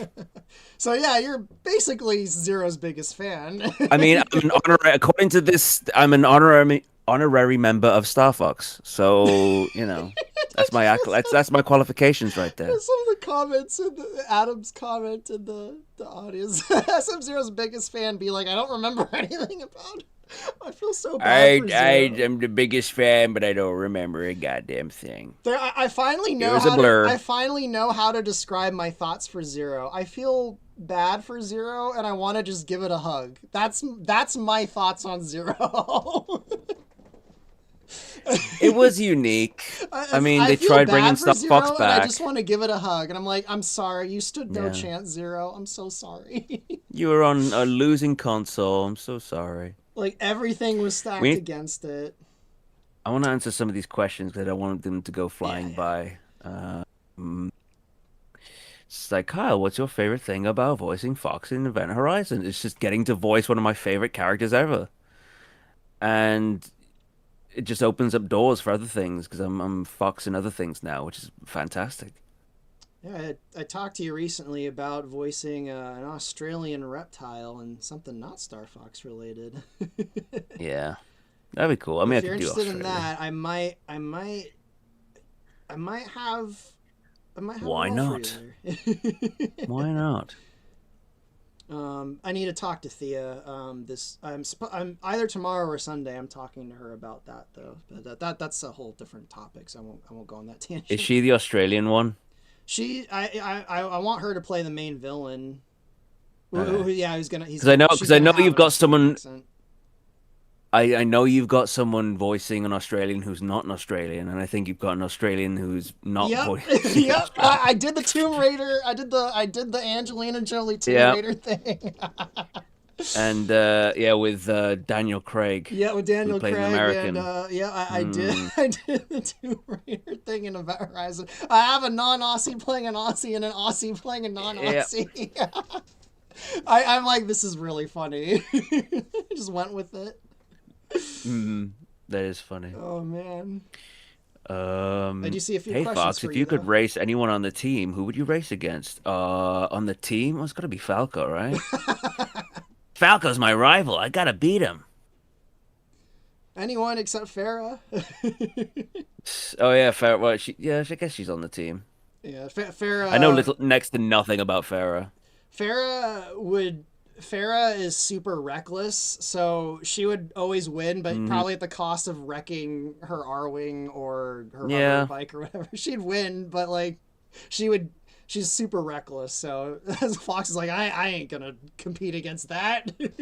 I get the feeling that Estelle has more personality traits in common with Farah than Crystal. Oh, you mean real life Estelle?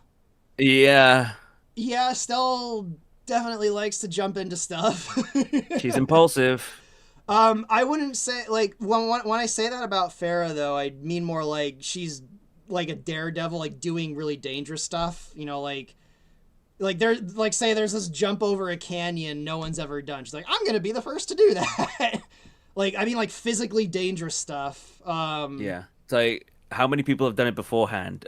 Too many. We can't. We run out of space for the bodies. That's why she's a test pilot. Well, she was a test pilot for Space Dynamics. Yeah. So she's like, I get to test all these spacecraft I get to name maneuvers after me. Like awesome, all these dangerous Mm, craft.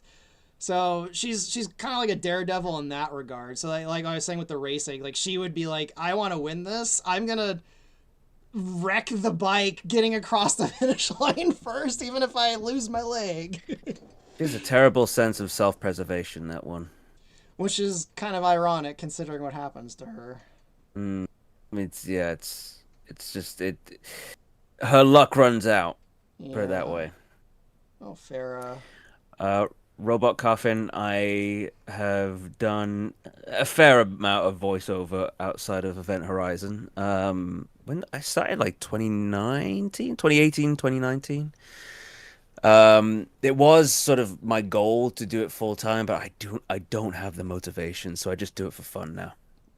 Honestly, like doing something you love for fun and not a job is probably good. Mm, I mean, I'm not.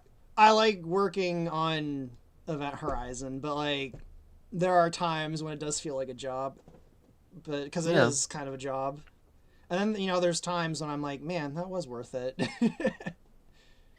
Just I like to separate pleasure and business personally. It's just kind of it is kind of ironic that the Star Fox game, it was basically like a thing I did on the side for like 10 Mm, years.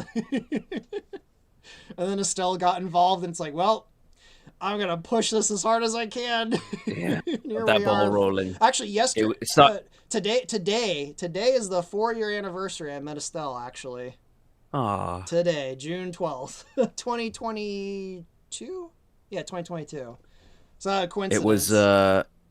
apparently it was the third anniversary of my friendship with my best friend who I met the night that I met Estelle. So yeah, I've Oh, known her for three that's a years. weird You met her on the 12th that is a fucking weird coincidence. I'm trying. Holy I'm trying to crap. remember what. I don't know if it was. I don't remember the exact date. It was whatever that get together was in Oh Manchester yeah, with the Kev that Bayless one and thing Dave that Wise. got shut down. Didn't that convention thing get him getting shut? Or I'm thinking. No, I'm thinking of a different one. No, yeah. God, what was This that was just called? a. It's just a place at a like a bar. It was an event at a Okay, no, I bar. think I'm thinking of the Nottingham thing got shut down. There was another convention she was going to. That was a yearly convention thing that they stopped doing. But Was it like a games expo? I feel like that was still going. Hang on, let me find out. I don't. Maybe it It was might have shut been down enough. now. She went to a lot of conventions that year. I can't keep them all straight. She went all over the UK that year to a bunch of No, it's different. still going. The Okay, games then expo is still going. it's a different one. Then I can't remember. Yeah, it's But probably something that'd else. be really fucking super coincidental if you met her on the exact same date that I did just a year later. That's so I don't weird. remember what the date was, but That would no. be hilarious. Like that'd be so weird, man. Uh, Ugh. looking through some of I just these can't believe it's been 4 years now. posts. Crystal's pretty reckless too. She squared up to General Scales unarmed. Yeah, she did Yeah, actually. She tried to catch him monologuing, and he still grabbed I her. mean, I would say that I've kind of portrayed Crystal as a bit physically reckless, just going through the fucking mall, jumping all over the escalators and shit. Yeah. But Crystal does kind of have a bit of sixth sense, so it's not quite as reckless for her, Mm, maybe. Where yeah. Sphera is She kind like, I of. don't know if I'm gonna survive, but I'm gonna try it anyway.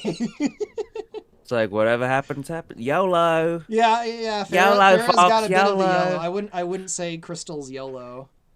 No, Crystal isn't. She's more sensible than that. Yeah. Oh, Toontown! Yay! Boom! Toontown, I think I sent you. Peppy's in the chat. Did I sent you a voice note? Like I don't remember how long ago it was. Did it come through? Cause I tried to do a Discord voice note and I couldn't get it to work, and I think I finally got it to work. I don't know if it worked or not, and you got it, but hi Toontown, how you doing today? If you want to hop in, you're more than welcome to. We're just Not Event Horizon's biggest fan. Well, get out then. Leave. No, I'm joking. We appreciate you. I thank you for appreciating my work, even if you're not Event Horizon's Yeah. biggest fan. Although you could interpret biggest fan as he fucking loves Event Horizon, just probably not as much as D- other I'm people. not in I the don't top know. three, maybe top I think I'm 10. like like that. That wording could imply that he's the second biggest fan. I don't know. Yes. So either whatever the case is, thank you for appreciating my work. I question what if you really don't like it that much though. That I'm surprised you're here and I'm It's thankful. like I don't it's like your maybe work's all they were right. interested in my Zelda stuff from years ago. I don't know. Rico Solon Sphere has a question. will probably go into detail. I don't know, but thank you, whatever the case is. Yeah, there was someone in my Discord who's a paying patron who basically said they don't want a fan game, and I'm like, I'm really appreciative that you're here, Mm. but I'm It's like it's interesting that you're here. it's Thank like you. this isn't my first choice, but you do good work. I just thought that was interesting that someone was like, I don't want a fan game at all. Like I only want the real Uh, games, and I'm just like, you're a paying patron to make this game happen though, so thank you, but you're a very interesting person, paying patron. Toon's been on vacation. Sounds like a much needed Oh vacation. yeah, dude, I need to go to the beach. It's finally getting hot here. I'm gonna go to the Mm, beach. I'm gonna take a vacation. me too. Like normally it gets hot here, early like in the middle of April and in May, and normally I've been going to the beach by now, but it's been freaking cold here until about 2 days ago. Now it's finally getting hot, so I'm gonna finally go to the Mm. beach soon. I've been wanting to take a vacation to Vegas. I've been talking to one of my best friends in Vegas. I think I'm gonna take a vacation to Vegas in August sometime for like a few days. I'm looking forward to He's that. got money to burn, people. I'm He's got I money don't to I'm not burn. gonna gamble. I don't gamble. I don't drink either. I might drink with him a little bit, but I'm a Yeah, weirdo. Like I'm high on life. I don't really drink that fair. much, and I don't get. I remember when I turned 21, I didn't go to Vegas. I went to Laughlin. I don't know if you know what Laughlin is. It's basically discount Vegas, and it's like 45 Oh, minutes away from Vegas. I went to kind Laughlin of with like my Atlantic City. grandfather, and he took me gambling. And I don't know if I've told the story on stream. I've told the story a bunch of times, but he's like, "I'm gonna teach you everything you need to know about gambling." And we sit down at a table, and he whips out $100 bill, and he puts it down, and then he asks for a card or whatever, and he flips the card over, and then he's just like. He instantly loses the $100 bill. He's like, "That's all you need to know about gambling." Yeah, that's what happens. That's all you need to know. And so I gambled for about an hour there. I made $20, and I'm like, I'm just Okay. putting quarters in the machine. Like it just didn't click with me. So Yeah. I'm like, gambling's not for me. I I feel haven't like gambled gambling since. is gaming, but for older people. They get just as addicted. Yeah, I can kind of see why someone would get addicted to it, especially because money's involved, and there is the potential to like get tons of money, but it didn't work for me. But I'll always have that memory of him just sitting at a table, instantly losing $100, and just very nonchalantly, like he wasn't upset or anything. He's like, "That's all you need to know about gambling." And That was a lesson he gave you, and it cost him money. I almost suspect he did it on purpose. Like he might have like. I don't know, called the Yeah. guy beforehand. I don't know, like just it's So I need like to teach instantly my lost a boy a hundred lesson. dollars. Here's $100. I'll give you a fraction of it if you just do this for me. This is one of my brightest memories of my grandfather. Rest in peace. Let's go gambling. Oh, damn it. Oh, damn it. But Oh, damn. I remember that. no, I mean I've heard Vegas is kind of a joke. I haven't been to Vegas in a long time. I've heard it's kind of a joke now. But when I used to go to Vegas, it was for all the cheap buffets. It was for the Star Mm. Trek experience because I love Star Trek. They used to have the fucking Star Trek hotel thing there that I'd go to every summer. They got rid of it, which is why I stopped going to Vegas. Mm. Um, but I'd just go there to visit my friend and I guess reminisce about all the times I went to Vegas when I was a kid. And point is, I need a vacation, and that's kind of where I'm planning on taking one when I get a chance. Mm. Um, anyway, I think I went off on a huge tangent. I think I completely forgot how we even got on that tangent. What? Oh yeah, Tune Tone said he went on vacation. Yeah. See, oh, there he is again. I need higher stakes for gambling to be fun. None of this coin into slots and push a button, make it not a microtransaction. Oh, slap down $100 bill. Is that high enough stakes? See, Vegas has been very I just don't trust myself. I wouldn't gamble. I'll I buy a just lottery ticket, but that's it. to me it's just not fun. I mean, No. I've played card games with friends, like my personal friends. That's fun, but that's because it's a social interaction with the people I know. Yeah, yeah. Like the slot machines or just going to a random table with a bunch of people I don't know. It's just like I'm just gonna probably lose money to people I've never even met or a machine. So yeah, gambling's just not my thing. Mm-mm. Um, but yeah, There's very little amount of social situations that I enjoy. If I can do it, I'll do it from home. yeah, I'm not really an extrovert. I like hanging out with friends, and about 2 months ago, I've started doing a monthly hangout with two of my childhood friends. One of them almost died in April. Thank God they're fine. Oh, Jesus. She's the friend that my character Norin is named after. She almost died Ah, in dang. April. She had an emergency surgery and it was like this close. I found that out the day after Jock Blaney passed away too. It was just April Oh was my fucking God. nuts. But that happened and I'm like, we need to start hanging out again because I hadn't seen her in a long time before that. So her and my other best friend from childhood, we started going to a place like once a month and we're trying to set up a time for next week. So I've been trying to do that. That's a social thing, but yeah, I'm not an extrovert. I sit at home and I work on shit all day and then I pass out. That's me. Yeah. Oh man. The words of Hunter It wa- S. Thompson. No, no, don't get angry. Learn to enjoy losing. Enjoy losing. Oh man. For me, it was FOMO. Like, that's why I would go out. I'd be like, oh, there's an experience that I'm missing out on. But I realized I'm really not missing out on anything. Yeah. Just, I just want to be alone. I see Pantsless Nance found out why the first person mode doesn't work. You use locked. I told you there was a thing in the initialize event of each level that you'd have to mess with. I told you. But you figured it out. I knew you'd figure it out. So Pantsless uh Nance.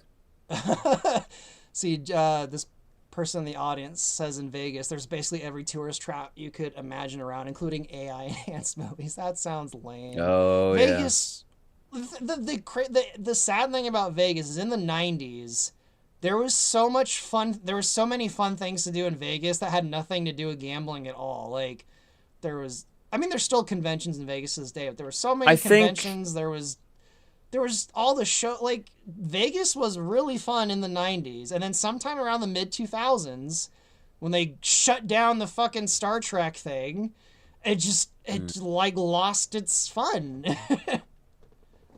I think And apparently we've it's reached even a worse point now.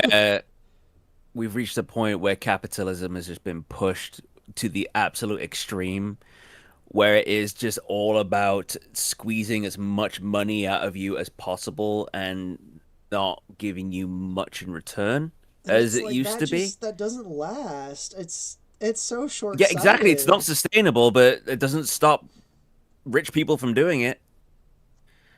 It's going to I implode don't know. one day. I don't know. I guess maybe it's their version of YOLO. Like, oh, if I get all the money now, then it doesn't matter if it implodes. Exactly. Yeah, it's I don't like, well, know. I that's don't my know. life. I'm taking it with me. The crazy I ain't thing giving it to is like anybody. Vegas used to be run by the fucking like I've been reading that I kind of stopped reading it. I'm halfway through it, but I've been reading a whole book on the history of Vegas, and it's like Vegas has been run by horrible people since the early 1900s. It's like somehow like these horrible people like they A had better like the idea of entertainment. foresight or Mm, they had something in them where they knew like there's a line you don't cross, I guess, or everything starts to go to shit. And you know. it's crazy to me that like everyone, and it's not even just Vegas, it's like just companies, like just everything in general. It's like everyone forgot or something. I don't know. I think I'm just kind of You know, I have salty an now. idea. I have I don't know if I want to say this because it's just political, but Oh I no. Oh think no, it's guys, not you might it's not know. censor this. No. My audience might hate Um you in five I minutes. think that a lot of what prevented people from going to the like pushing it to the absolute limit was that people are less religious now and they're not Okay. heeding those warnings.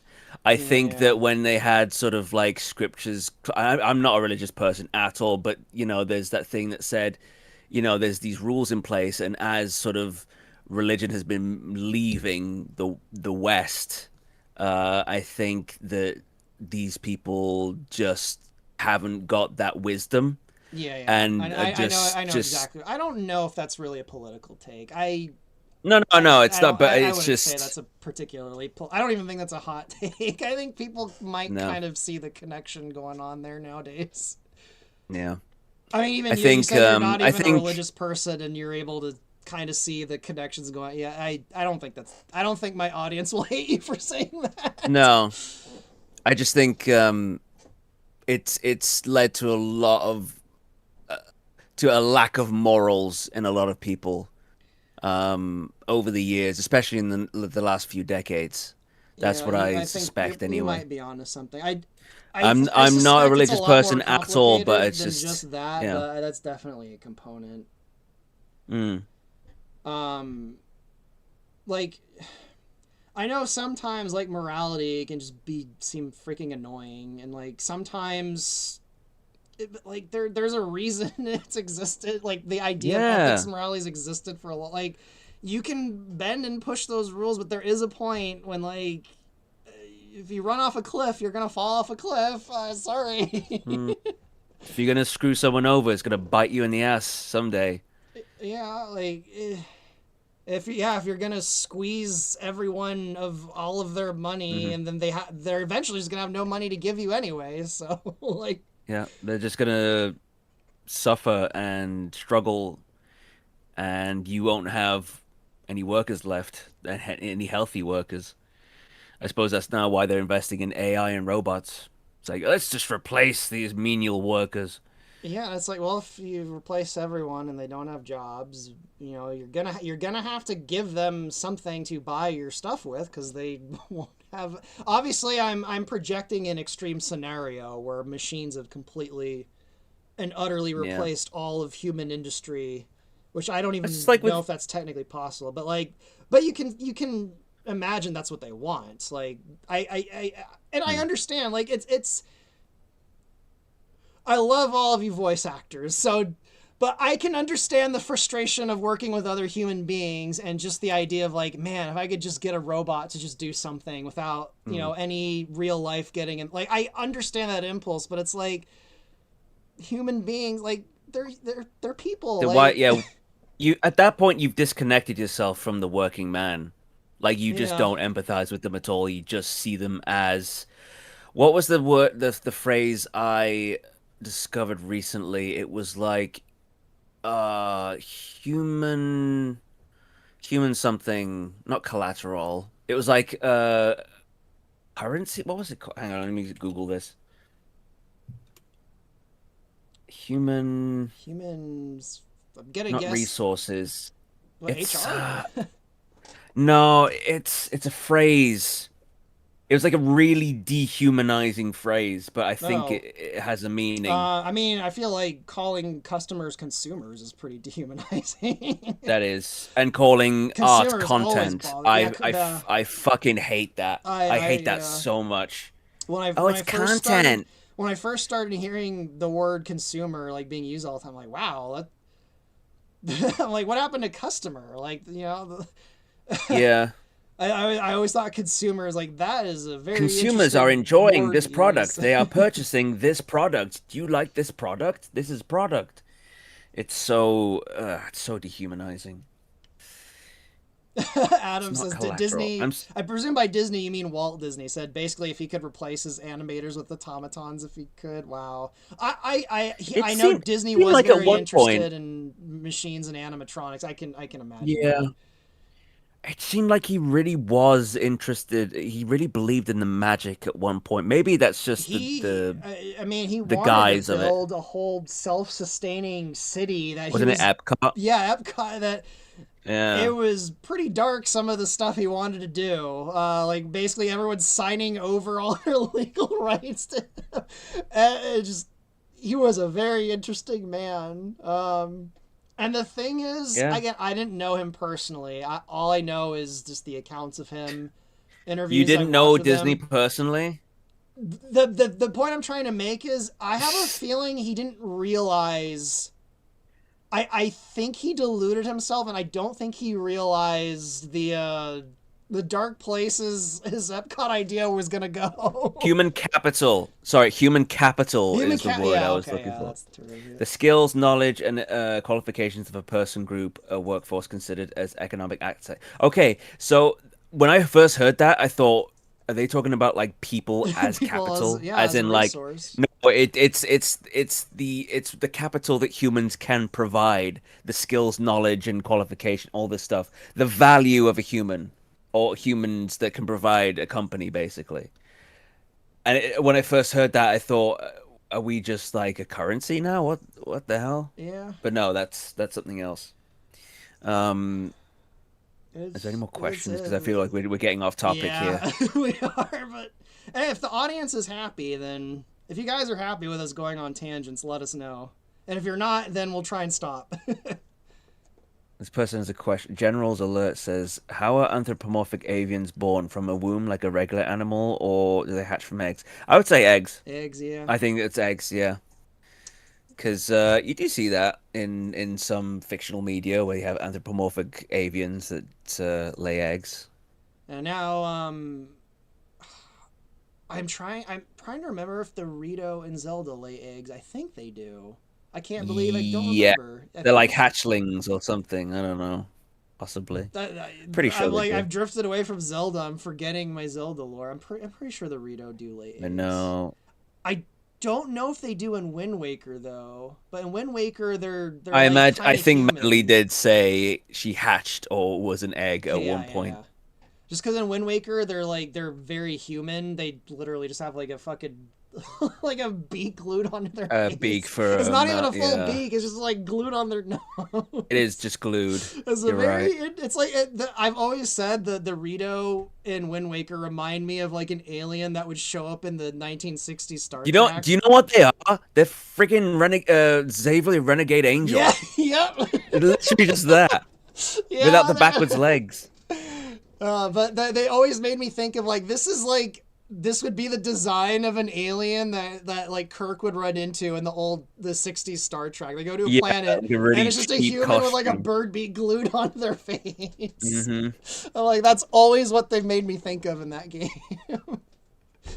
Which I love the original Star Trek series, so I like Medley a lot too. She's one of my favorite characters from Yeah. Zelda, but I always thought they looked so funny in that game. Like it just felt like such an Yeah. uninspired design. The Rito in Breath of the Wild are a lot better designed, I Yeah, think. there's That one they positive look like a thing. I think I even said this before the game came out. One positive thing I'll say about that game is the Rito don't look dumb anymore. they are what Falco should look like in this new game. I don't know what Falco is in this new game. He's like you say, he's a Skeksis. Yeah, He's it's not. Skeksis. Oh, it's just yeah. If nobody knows, I share your opinion on the designs of this game. I do not like them at all. We don't need to dwell on them. We can talk No, we about cool don't. But I Ritos. just that's yeah. It's funny because I'm playing I hate through. Breath of the Wild. It's like one of my least. But yeah, I I'm think playing the through it right Rito in it now. are so I'm really cool. enjoying it. I think the Rito I'm in really it are so enjoying it at cool the moment. though. So wait, I didn't hear what you said. What? I'm playing through it right now on Switch 2, the Switch 2 version. It's really good, and I'm enjoying it. Oh, I thought for some reason I might be mixing you up with someone else. I thought you said it was like mediocre, but or maybe you think it's better the second time playing it. I don't know. Yeah, well, I played it on Wii U first, and I had a really good time. And I tried playing it on Switch again. I was like, it's just the same thing. I don't really want to play this again. And then the Switch 2 version came out at 60 FPS, and it looks really nice. And I was like, okay, I'll get that and continue. And yeah, I've just really been sinking my teeth into it. Yeah, It's a great I game. just don't like open world games that much. I think I've mentioned that a bajillion times. I think even in the stream Mm, when I was talking about Halo Infinite, I just something about open world games just doesn't work for me. So that's already kind of a barrier. And I've mm. talked to you about it before. I can't stand Princess Zelda's voice in that game. No shade at the Yeah, actress that plays her. She's been in other games and TV shows, and she's fine in other things. I something about her voice in that game is just. I think I even it's told not you a it's few days ago. not I the switched the best British language when I accent played I've that heard. game because I just couldn't stand her, and she talks like more than any other character in that game too. Yeah. Like that was really off putting to me. Was her. I feel bad, like, because it probably was whoever who directed the voice actors in that game. I remember the actor that plays is it Rivali? I always call him Ravioli, the Rito guy. I remember in an interview he Yeah. was saying they basically just gave him lines and gave him like no context, and he like didn't know, Mm, like he didn't know the motivation of his character or anything at the time until they made the right. DLC, and then he had an idea. So like she probably was just given a bunch of random lines with like no context, and they're like sound like a princess, and she's probably like, oh, I'll try and sound British, and it Yeah. just didn't work. So Her accent is not I'm spoiled great. by Estelle, so give me a break. Yeah. I'm spoiled by Estelle. I I'm playing in Japanese at the moment. I prefer it, I honestly. played it in Russian, but I couldn't finish it. I just got bored. I'm like, Linkski. Linkski. Link's Zelda sounds kind of badass in the Russian version. Oh, Ravali is played by is now Bubsy. That's Sean Chiplock. Yeah, Sean Okay. Chiplaw. Yeah, I talked to him very Yeah. briefly once. He was apparently at a VR furry convention that was on Yeah, last weekend or the weekend before. yeah, he's in a ton of stuff now. He's like everywhere now. Yeah. He was in He, FNAF, I'm pretty sure. yeah, yeah. A few of them. Anything with an anthropomorphic character, he just seems to Yeah, be. I won't be surprised if he's in the new pretty Star much. Fox at some point. Ugh, he might be. He might actually be. He might actually be. He's in fucking everything now that has animals. Yep. Uh, Lord of Creation asks, "Hi Kyle, have you seen or heard of Destroy All Humans plus its remakes?" I actually have the first one on Xbox Originals on my Xbox. I played that way back when it was on GameCube. I know that Pox is voiced by the same guy that does Invader Zim, and Crypto is has basically what is a what's his name? Jack Nicholson acts like an impression. So I've played the first one, but none of the other ones, and I've seen a little bit of the remake. freaking my point about Chiplock being everywhere. Adam, like, yeah, he's in a project Adam's working on. That's hilarious. Yeah, Mm, I met him back in like 2018 or 2019, I think. I met him very briefly and I asked him some questions. And then he just never got back to me after that. Maybe he didn't like me. right. I don't know, but he keeps showing up everywhere. So that's really funny that he's voicing Mm. something in a project you're working on. That's the guy is freaking prolific. He's everywhere now. Getting offers from everywhere, I guess. I'm just like every time I watch a TV show, I'm like Sean Chiplock's gonna show up somewhere. Oh, sorry. Yeah, I can't keep the names of all the animated projects you've sent me straight. Never mind. He's not working on it, but you've met him, so yeah, he seemed pretty nice, but yeah, I was just a random person. He didn't really know me. Yeah. I showed him the stuff I was working on, and he probably was like, "Oh, I don't want to get in any legal trouble," so he probably shied away Yeah. from me. That'd be my guess. I'm like, "Oh yeah, I've been working on Mm. a Zelda game, raviolis in my game, Raviolis. whatever." And, Mm. I mean, he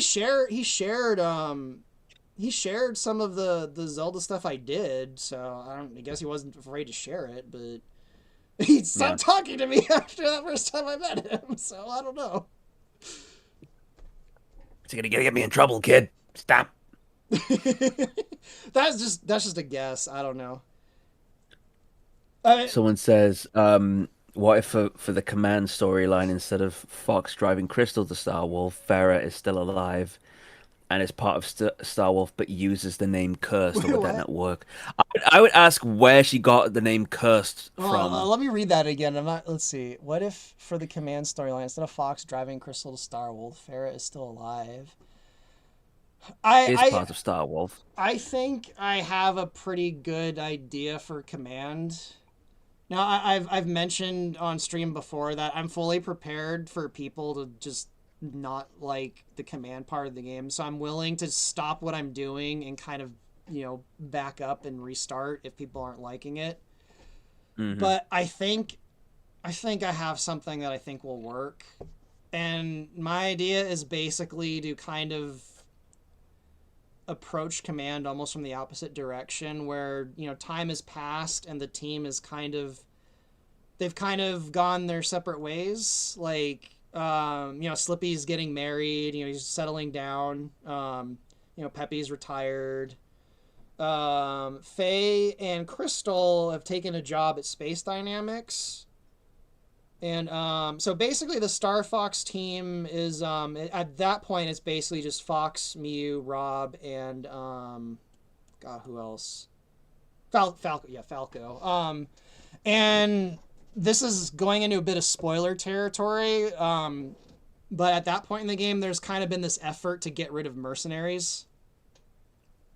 Mm. So basically, it's kind of in Event Horizon at the time of command, it's kind of like they're past their prime and everyone's kind of settling down and Fox is considering retiring or finding something else to do because like I guess the galaxy doesn't really need me anymore. And then of course all hell breaks loose and like I should get everyone together. We got to do something about this. So it's kind of like trying to get the team back together for like one last hurrah. I'm guessing Cat will be involved, right? Cat will be involved, yeah. So will Lucy and Amanda. Yeah. Yeah. So it's We're not gonna have kind of like it's kind of like we got to get back together and stop this thing going on. It's kind of like their last hurrah, so to speak. I mean, that's what Command was supposed to be anyway. Yeah, except it was more like it was less a last hurrah and more like a last meh. A last wet fart. Here you go. Here you go. Shut up. It was a last wet fart. Just they're all the team broke up now. Oh, Crystal's evil now. Oh, Fox is an F-Zero pilot now, getting drunk crying. What? Command is such a weird game. Yeah. Rico Sapphire says no other Nintendo game has so you're probably Zero's English. biggest fan. I'm probably Command's biggest fan. Command's biggest White Knight. I don't even think it's that great, but I'm probably its biggest fan. Yeah. Oh my god. Rico Sapphire says no other Nintendo game has remotely as good English direction as Xenoblade 1 does. Don't know if that's a hot take or not. I mean, I agree. There's some really good performances in that game. I don't know why it's any different. Maybe they just had a different because there was a whole bunch of games for the Wii where they had British voice actors because it was Nintendo of Europe doing it. And I guess they just did it differently, like it was a British play or something. I don't know, but they did a really good job. I actually the Switch 2 update for Xenoblade 1 came out recently, and I'm considering buying it. I see someone saying Command's only fan. There's probably a few fans of Command. I think so. There might be people that like it more than me. Also, I'll play it. You give me Command, I'll be like, yeah, sure, I'll play it. There might be people that like Command more than me. Just yes. Okay, like bro, do you speed run the game? No. Then someone likes it more than you. Just in my experience, wherever I go, everyone is always shitting on Command, and it got so bad in my Discord, I had to make a containment channel for everyone to just shit on Command, and I never went in that channel after I made it. That channel's been turned to a new containment channel, but for 4 years, it's like that was the containment channel. If you're gonna go bitch about Command, because I just got tired of it. I get it, people hate it, that's fine, but it's like, man, you guys are you're on loop every day about how terrible Command is. Just go complain about it there. I don't have to look at it. I just got tired. This is not a safe space for you. Leave. So here's your safe space for shitting on Command in this channel. I'm just gonna stay out of the channel. Get out. It's like I get it. I get why people hate Command. It's not that great of a game. it's just it's the I hear the same thing on loop for years, and it's like I get it. Like we don't I Back well, in 2006, it people was an really hate interesting that game. experience. People really despise that game. It's something else. I don't think I've ever been so invested in the story of Star Fox before, honestly. In Command? Yeah. I mean, when I first played it, I was invested in it. I'm like, oh I man, mean, like what's it's going the on with most Fox and story. Crystal? What's going on here? This is weird. Yeah. It's a huge soap opera. Yeah, But it's like it's more realistic. I'm just No teasing. other Star Fox game had deep story. It was just literally go beat Andros Yeah, or the Aperoids. I just want to give Zero a hug. Yeah.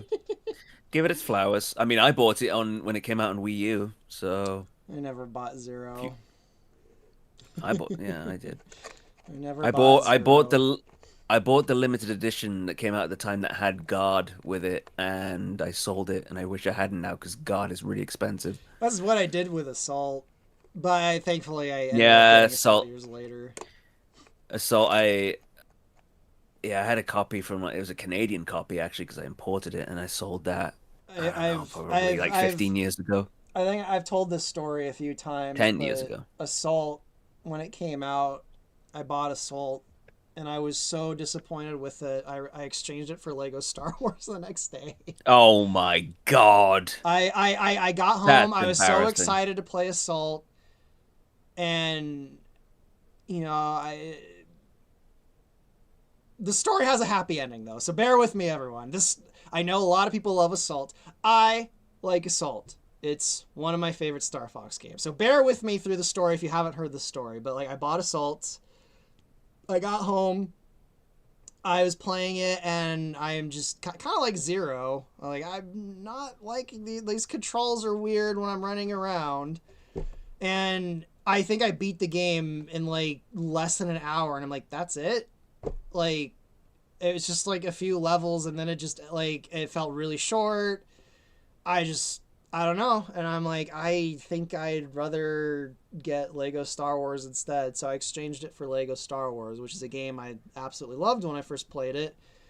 And years later, this is probably around 2009, 2008. I'm like, it's been a while since I played Assault. I'm gonna, maybe buy it. Just maybe just to have it and kind of, examine it or whatever. And of course, it's like fucking $100 at GameStop and everywhere I can find it. It's super fucking expensive. And I think I'm just out of high school at this point, so I'm really not making much money. And I'm like, I'm not gonna spend $100 on a game that I wasn't really thrilled on, 5 years ago No. or whatever. But I had a friend who had a bunch of GameCube games that they were getting rid of, and they're like, if you want any of these, you can take them. And I'm looking through it, I'm like, oh my god, you have Assault! So that's how I got Mm. my copy of Assault, which is not behind me. They only have Adventures behind me. That's how I got my copy of Assault, and I played it, and now, in retrospect, I think I like Assault more than Adventures. Which is Oh, saying that's a something. claim. Wow, okay. Yeah. I think it's one of those things where it depends on my mood, which one I like more. But I told you the story had a happy ending. Mm. Assault has my favorite bad line of all time. A line that's so bad that I smile every time I hear it. I don't know if I'm pretty sure I've mentioned the line to you. The line at the end of the game when Fox says, the Aperoid Queen thought she could bypass evolution by stealing people's souls, but what she doesn't realize is you have to be born with one. And I remember when I first heard that line, Okay. I'm just like, what Oof. did he just say? Like, I didn't even understand. Like, I thought, like, it was one of those things where, like, I didn't even understand what he said. I'm like, what? Yeah. Like, and then, I couldn't just rewind it because it's on the fucking GameCube. So, like, Yeah. eventually I got to the line again. I'm just like, this is before YouTube even existed. So I'm like, what is this Yeah. line? I thought it was such a weird line. I still am not entirely sure what it even means. Mm. And it's a pretty faithful translation from the Japanese too. So I don't know. That's a really weird line, but it's so funny. Like, and he says it like so matter of fact. It's so perfect. It's like perfect cornball. I love it.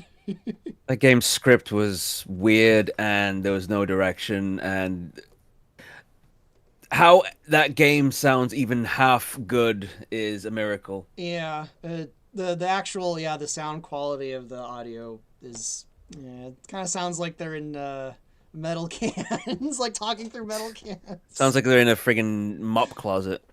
Yeah, I mean, Assault. If you know the history, it was rushed. It was originally a Mhm. completely different arcade game too that had the Adventures R wings in it.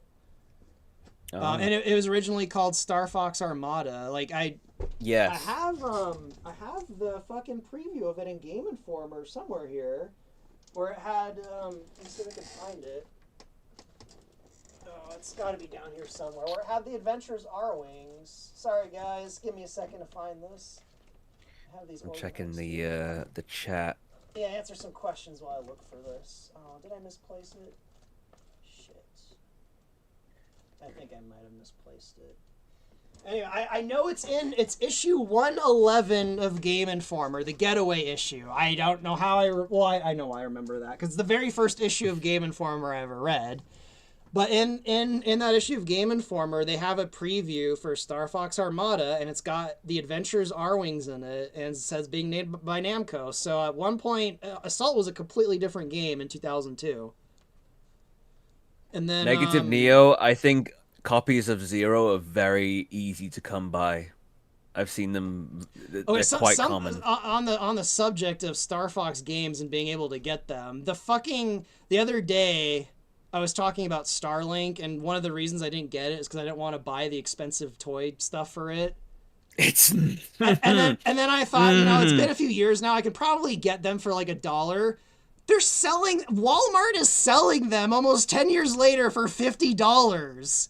I'm Oh, really? what the like? How is Walmart still selling these? Like the game is almost a decade old, and Walmart is still I've selling them. I've looked on Amazon recently. What's it called again? It's not Starlink, that's something else. Sorry. What's it called? Is it called Starlink?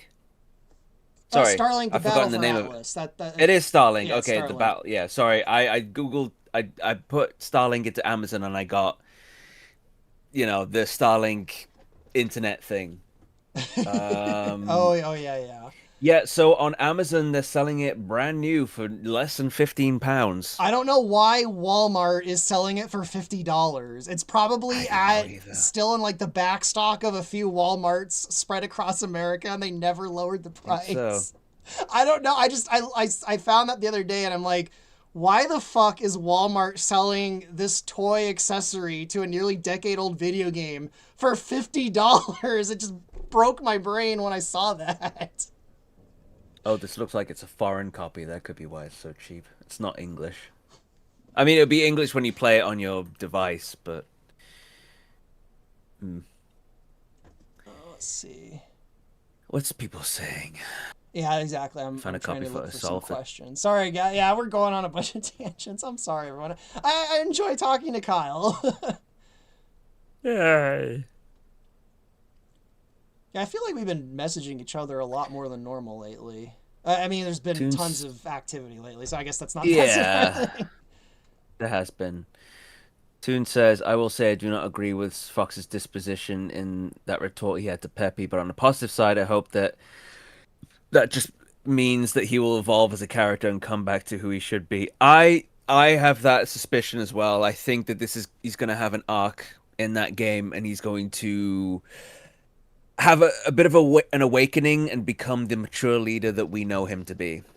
I think they're just trying to make it more of a story because it's more cinematic and it's a reboot. So you have Fox be this like hotshot, arrogant little prick, and then as he makes more sacrifices as the game goes on, realizes his duties. I think he'll chill out. Fingers crossed, anyway. Does someone have to be a little prick in order for it to be cinematic, though? It was writing these days. You have to remember there's millennials writing these That games now. yeah, I think I even said as much to you the other. I don't know if you were here earlier, Tone. I talked about that. I'll say it again. If I don't know if you were here, but like, people need to understand that Fox is probably one of the most important, if not, like I said Yeah. earlier. I don't know if you were here, Kyle. I did Fox. see. I did when I was asking you to if I could join. I did hear that, and you looked so sad. I saw all the joy drain from your face, and you're like, "Guys, I can't do this. I can't." I was like, "Jesus Christ, this man is heartbroken. This man Like I is said, losing his will to go on." I get it. It probably sounds hyperbole. You know, he's a cartoon Dramatic. I fox, mean, grow up ice cream. I get it, but you yeah. guys have to understand. Fox is my childhood hero. Like, I can't even think only other character that comes even close is maybe Captain Picard in Star Trek. But Fox is my childhood hero. I always Hmm. wanted to be him.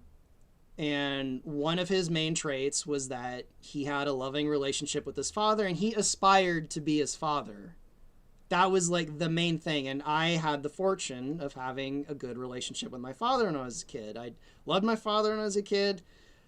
And so, like, I saw, I had a connection with Fox, whatever. Fox is a very, very important character to me. And that was one of his defining traits, is that he had a family member he loved very much, and his goal in life was to emulate and be that Yeah. person that he loved. And he lost that person This too. is James is yeah. gone. He's lost his father. I All he also feel has like there's an left is the element. memories and to try and keep him alive by being him.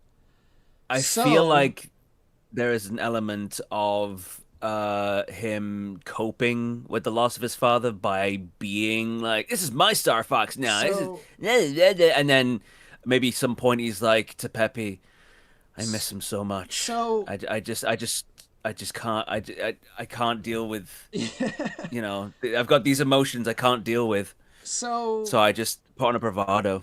so for me, to witness this character not only kind of disregard his father, not only that, or at the very least imply that he doesn't want to be like his father, to see this character do that, Mm, not only say that, but to say it in such a rude and disrespectful way to the person who is the closest thing he now has to a living father. hmm It's like, I can't. And it's entirely possible, like you guys say, that, oh, he'll change. I can't go through that process of witnessing that. It'll hurt. It Well, hurts too we much. we will let you know. I We'll can't. watch the. Some people will play. And You know, on people and who play the on game, and I'll watch the cutscenes, and I can let you know. and on top of that, the fact that that was an idea to go with in the first place, it tells me the thinking, and I just like, it's not for me. So Hmm I can't do it. And I think it's the first time a at the Western. very least, Peppy seems to have come out the other end fine, kind of. Apart from I don't like his From what we've voice. I think it's a seen. little bit too forced, but Yeah, I still. agree, but that's better than him being a complete dickhead. I'm just imagining Peppy like snapping back at Fox, like, "Watch your mouth, you fucking little twat." Well, maybe I They could have think done something like that, but no, they didn't, thankfully. someone did mention that he was a little bit more aggressive in this, but I think Yeah. it's due to the fact that He's surrounded by maybe aggressive jerks. he's surrounded by people, yeah, people who are just disobedient and just don't respect him. I mean, even, people keep bringing up the comics about, Fox, and it's like, Fox was a moral, ethical goody two shoes in the comics to the point he wanted to reform Falco. Like, he wanted to reform Falco. Falco was the shithead, the delinquent. Fox, he's got his proper uniform and everything. He's like this upstanding guy. He's like, Falco, you're better than this. Like, you should join the academy. And he convinced Falco to stop being a delinquent and try and do something better with his life. Because Fox I was wanna. emulating his father. Like, because that's what Mhm. Fox's father did. Like, so I don't want to talk about it. I'm sorry. No, I can't. I just that's fine. I want to address some of the things that have been said in chat right sorry, now. Toon everyone. says, If you guys hate me, you're allowed to hate me. if they It just if they're here, they it's don't hate fine. you. So yeah, everybody's entitled to their own opinion. Yeah, as someone But Toon pointed out, says, and I brought up this point too, Fox tried to emulate his father so hard, he ruined his relationship with his mother. Because his mother didn't want him to take after his father. Like, yeah, Imamura himself has said that on Twitter. He's like, oh yeah, Fox has a strange relationship with his mother because she didn't want him to emulate his father and, take after him. Like, he literally, his relationship with his mother is ruined because he tried to be his father so hard. uh, that's I don't know how that happens, but that's crazy. Toon says proper vocal direction with the voice actors will absolutely make a break of the impact that the game has or film or blah blah blah. Toon, I think according to Steve Bloom, who was suspected to be the voice of Wolf in the game because people said he sounded very similar. The people who voiced in that game were non-union, and it happened during the strikes. So even if they do a good performance, they kind of cross the picket a little bit. And it kind of sucks. They said, "Oh, we'll do it. I'm We'll do it. 35. I We'll can do it for shake my cane peanuts." at New Fox. Yeah, let me be the old man shaking my cane at New Fox McCloud. Old man yells at Old Fox. man yells at Fox McCloud. I love it. And Lord of Creation, these are very specific things you're asking us to have opinions about that we don't know. We don't know. I'm sorry. Wait, what? What? We don't know what? It's just basically asking about like Godzilla characters, and I'm like, I Oh, know I mean, nothing I about like Godzilla. Godzilla. What question about Godzilla? I like Godzilla. Okay, well, I, you know, then I have no idea. he's asking Godzilla Unleashed. That's like the one on the Wii, right? I didn't play. I only played the first two, which the first one's getting a remake right now, which is awesome. A remake Is that it actually looks kind destroy? of cool. No, not Destroy All I played Monsters. Destroy All What's it called Monsters again? and Oh, it is Destroy All Monsters. whatever the Okay. second one is. Save the Monsters or Save the Earth. I never played the one on the Wii though. So I always wanted to play the one on the Wii because Biollante was in it, but I never got it, sadly. Maybe now that they're remaking the first one, they'll remake the second one and they'll remake the third one, and I can finally play Unleashed after 25 years. But I haven't played it.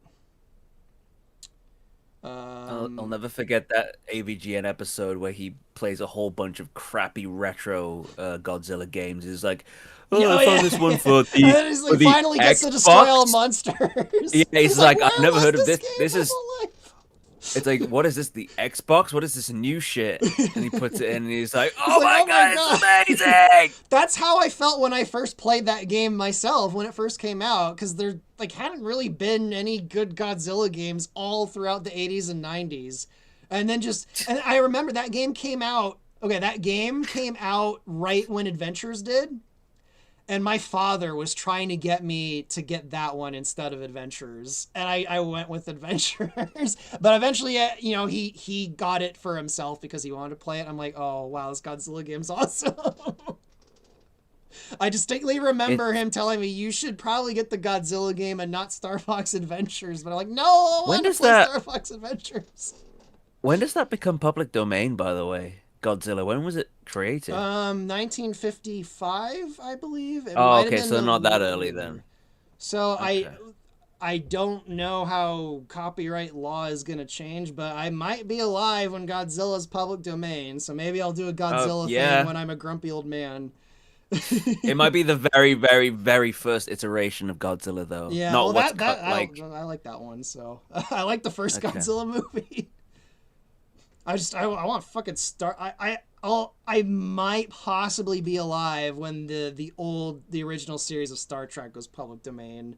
I'll probably be like 70 or 80, but if I live long enough, I'm gonna make a Star Trek thing before I die. I'm gonna make Star Trek. So I'm I gonna might do it. live to see the earliest Star Trek stuff go public domain. That'll be awesome. But Toontone If asks, the "Kiss me, wondering where the Event Horizon storyline will go after Command. It'll go to what? Serenia." Why does he say kiss me? Is that a typo? I don't know. It might be a typo. Was that a typo or an expression that me and Kyle Kiss went me. over our heads? Kiss me wondering. I've never heard that before. Old man shouts at Flying Fox. No, just say If old man Nintendo, shouts at McCloud. yeah, McLeod. Ah, yes, there you go. Old man There you shouts at go. McCloud. Let's like the joke writes itself. That's right. There you go. I like the version where it's Cloud from Final Fantasy too. That's also good. If Nintendo remade Godzilla, would he have little stumps or human proportioned legs? It would be realistic. If Nintendo remade Godzilla, It'd be webbed feet. webbed feet. I don't know.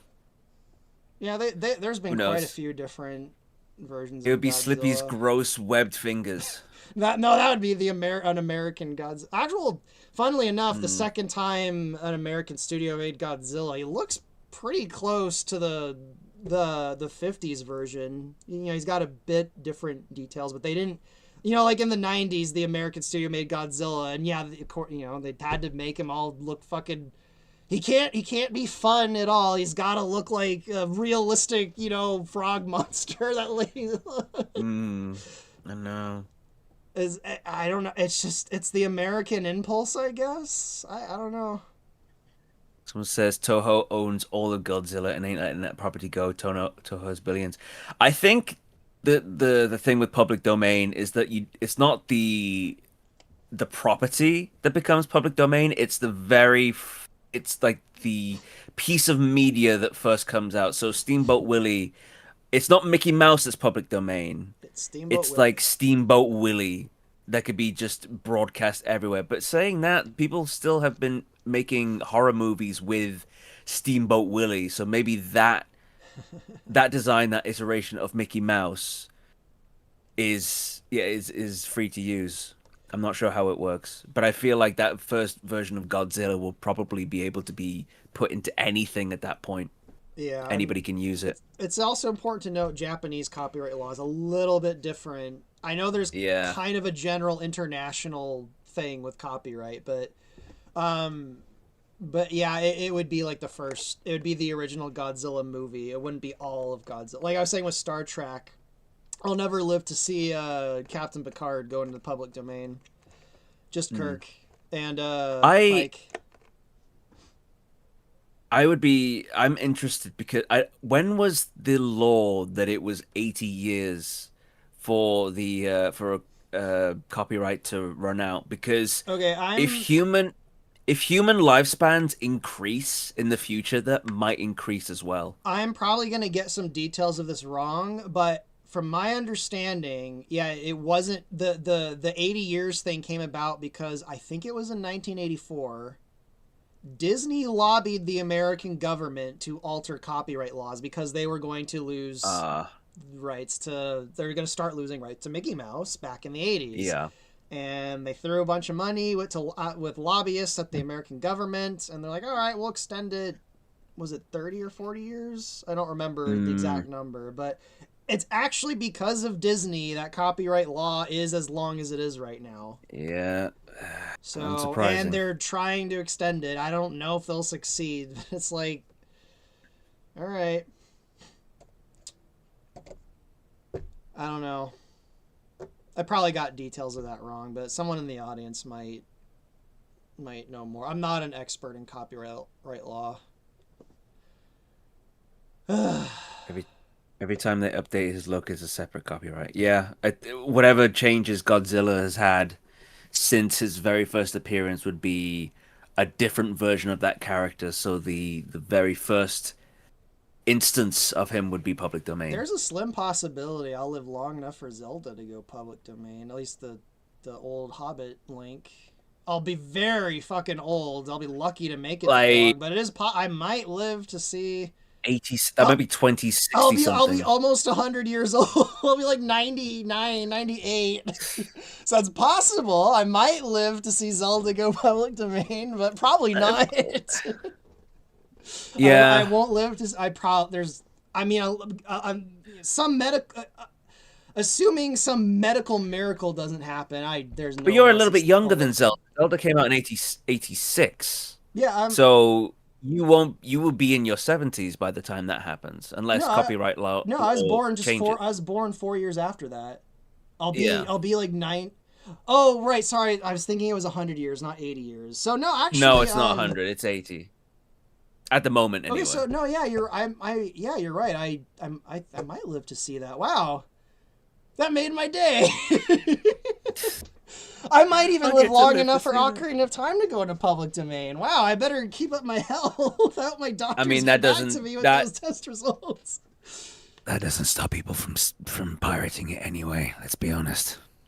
Oh, That doesn't Crone on stop the people from audience is making their actually own saying it's versions. 100 years. It's not 80 years. So no, yeah, I Stupid. guess I thought it was 100 years. It's 100 years. When did that happen? I thought it was 80. I think it was 80, and then it was extended to 100 again. If Uh, I don't, yeah. So yeah, no, Zelda won't be public domain until 2086, and I probably won't live long. If I'm lucky, I'll be alive for like a year or two when Star Fox goes public domain. I'll probably be like in a machine, like on life support when it finally goes public domain. I don't like the idea of the only reason for us to live that long is to see things go public domain. That sounds depressing. I'm just being a joke. I'm just being No, funny. I know, but that's still, yeah. I was like, Obviously, based on what I'm doing, I just give a flying fuck about public domain. no, no. Parody is still, you can avoid some laws that way. Um, someone's Yeah, probably. asking. I'm sorry, guys. I probably missed a bunch of questions. There hasn't been that many. Well, there's one about Wolf and Bill's stories, but I don't know Oh, if let me it's go find worth that. addressing. It's just a further bit up. Let me control F because I'm not seeing it. Type in Wolf. Shiny Thunderclap Pokemon. Wolf. I see someone mentioning Wolf and Starlink. Oh, here we go. Oh, see, what are you going to do about Wolf and Bill's stories since Jock passed away? I have two voice actors that are going to take up the mantle, so to speak. I'll announce them when the time's right. But I've got two actors for each character. Mm-hmm. Have you ever heard of the creepypasta abandoned by Disney? Oh, it's just a creepypasta. It's not real. Yeah, again, it's a very specific thing. I've not heard of it. Actually, how long have we been going? Ooh, almost three. I mean, I know you joined in Uh, later, but almost 3 hours. yeah. Are you? I know it's really late in your time zone. Are you getting tired? It's 11. I'm trying to think, is there anything I want to do before bed? And really, not really. I can just hang out and If chill. you want to hang out, I could probably go for another half hour before I Yeah, start half getting hour's hungry. good. Half hour's good for me. All right, cool. Tune Tone, if you're still around and you want to join for a half hour, let us know. We'll invite you in. I don't know. He might be busy. Steamboat Willie became public domain after it became 100 years old. Yeah, that is, I guess that's changed now Sorry, time. because it was 100 years since then. And yeah, 80 years would have been 2000s, and I Yeah. guess they extended that. I don't. I don't remember. I can look it up instead of making an idiot of myself, but I'm not. But it was sometime in the '80s that Disney lobbied copyright law to get extended or Because something. they knew in 20 years they could lose it, I suppose. Yeah. Oh, okay. Actually, no. I think you're right. I think they might have been doing it preemptively by like 20 years. Now I think about it. Mm. They're like, uh-oh, it's running out. We need to do Let me just something. look it up really quick. Well, I guess you can answer a question. I'll look that up. Disney Um, lobbies copyright Pantsas Lance is gone. Bye. extension. Let's see. This is 1998.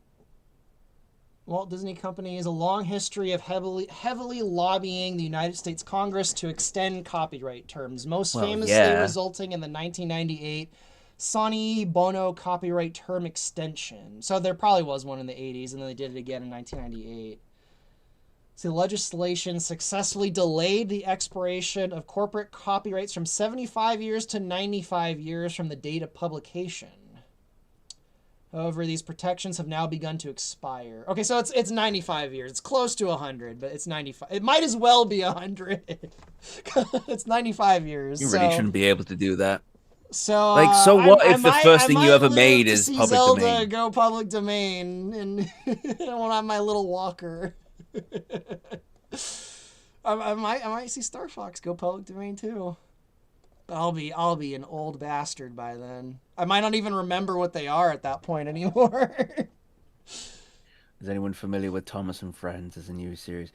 I'll tell you this. When I was a little kid, Thomas the Tank Engine was like my first ever obsession. I loved that show When growing I up. was a little kid, I always wanted one of those little Thomas the Tank Engine like set things. My parents never got it for me.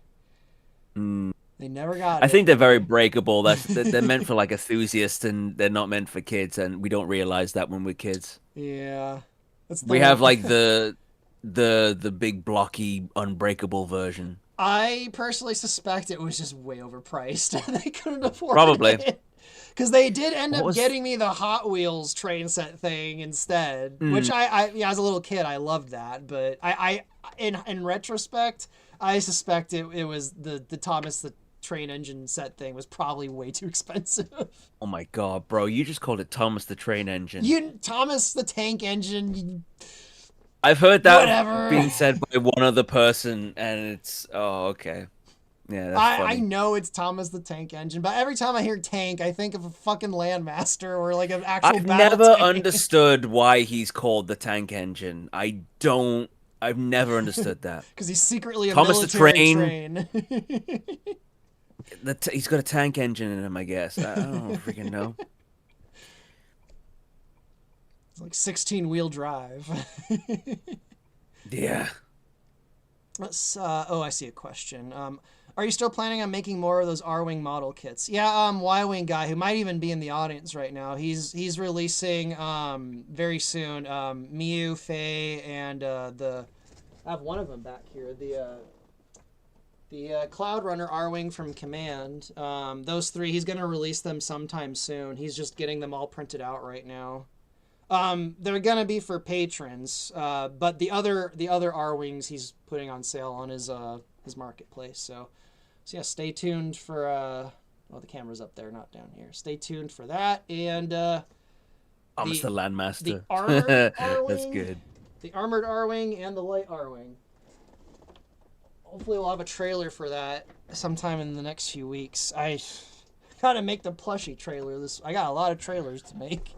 I got so much animation. I gotta fucking animate Shears and Fox. I gotta finish the animations with Tricky and Kite and Randorn, like the one in the background. I've got to animate the plushie trailer. I got to animate the trailer for the R Wings. In August, I want to animate my own original. I got so much. I'm probably gonna have to put one or two of these things off for a few months.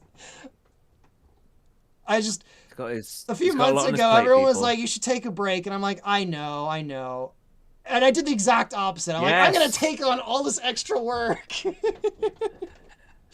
uh, You're not giving time for your nervous system to relax. You're just finding new things to worry about. well, some of the stuff I work on, like, it kind of keeps me. It kind of, Distracted.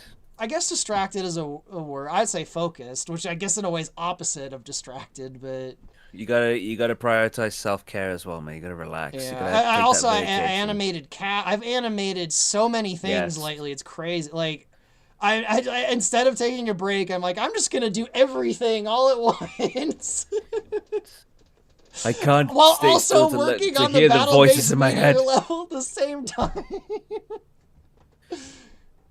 When it's too quiet, I hear the voices. I went in overdrive. I'm gonna have to put some of these animations off until I finish some of the other ones. I don't know. I had to do the one where Crystal goes to space. That one's been in my head for a really long time. I had to do that one. Mm, I had to do something wholesome. yeah. Thomas the Landmaster. Thomas the Landmaster. Oh no, Ice Cream Man is a What train was the guy. name of the Forever Train? That's what it was Yeah. To on answer that question, Titania. I'm not. When I was a little kid, I think kids just kind of inherently seem to like trains. I am not really a train guy. Like, Yeah, I mean, to put things in perspective, one of my least favorite Zelda games is the one with the trains. So I'm Spirit not a train Tracks. guy. Yeah, I don't like that one, to be fair. Spirit Tracks But to me when is the very first Zelda game I felt like this might not be good. Like I'm like this is yeah, probably I didn't like it. I never I it's just there's no exploration. You're just on yeah tracks. What's the point? yeah. I didn't like it's so funny how quaint that game is now in retrospect. It's like no one even seems to Hmm. remember it exists. Nobody cares. It had a little bit of representation in Hyrule Warriors, but not It much. did? I don't remember Yeah, that. Was it it the was. I think it was the Sand Rod was one of Toon Link's weapons. I I don't think even he remember that. Wow. and there was a level in Smash. I remember in Smash Brothers. I remember the Spirit Tracks. I remember that. I just don't Yeah, remember it in Hyrule Warriors. And I played the yeah. shit out of Hyrule. Shockingly, I played the shit out of Hyrule That's Warriors. that's my favorite game ever. But yeah, he definitely. I think the Sand Rod was from Spirit Tracks. Hyrule Warriors. It was a game I didn't want to get, and I bought it for a friend, and the friend ended up not liking it at Sand all. Wand. Sandwand, yeah. I, Yeah. I bought Hyrule Warriors for a friend, and they ended up not liking it, and they're like, "You can have it back," and I'm just like, "I don't want to play this. I guess I'll play it." And about 2 hours later, I think I was like laughing from like the good kind of laughing in tears. I'm like, "This is like such an insane game." Like this is It's such a love letter to the series. I love it so it's much. Wait, it's. Uh, uh, I don't know wait, how to and describe it, but it's very fun to play. It's it's very wacky. it's named the Sand Wand in different languages. In French, it's baguette de sable. Baguette. That's really. It's a piece of There's bread. oh, so baguette means wand. Yeah, well, yeah, like the like a rod or I would suspect it means something Yeah, more like rod actually. Um, in German, it's Sandstab. Do you Krankenwagen. want to do you want to see my Like Sandstab? sand stab. German's such a funny I would like you language. to get acquainted with my Sandstab. German is such a funny It's language. funny. It is. Krankenwagen. And it's weird because English is a Germanic language, so this evolved from German. Sand stab. That's hilarious. About a battle mode with just Thomas models shooting at each other. Yeah, we'll just replace the R-Wings with like James and Thomas and Percy and Oh my Edward, god. Gordon. I'll put this in the chat while you're talking. Pantsless Nance got a cockpit thing working in Event Horizon while I've been doing this. Let me save this. Oh, right. Save image. I'll show it in the background while you Someone's at, finish reading that. is Spirit Tracks the only game where Link and Zelda are together the entire time? I think she's like a I think spirit, so. right? Yeah, She's like a ghost. I think it is off the top of my head.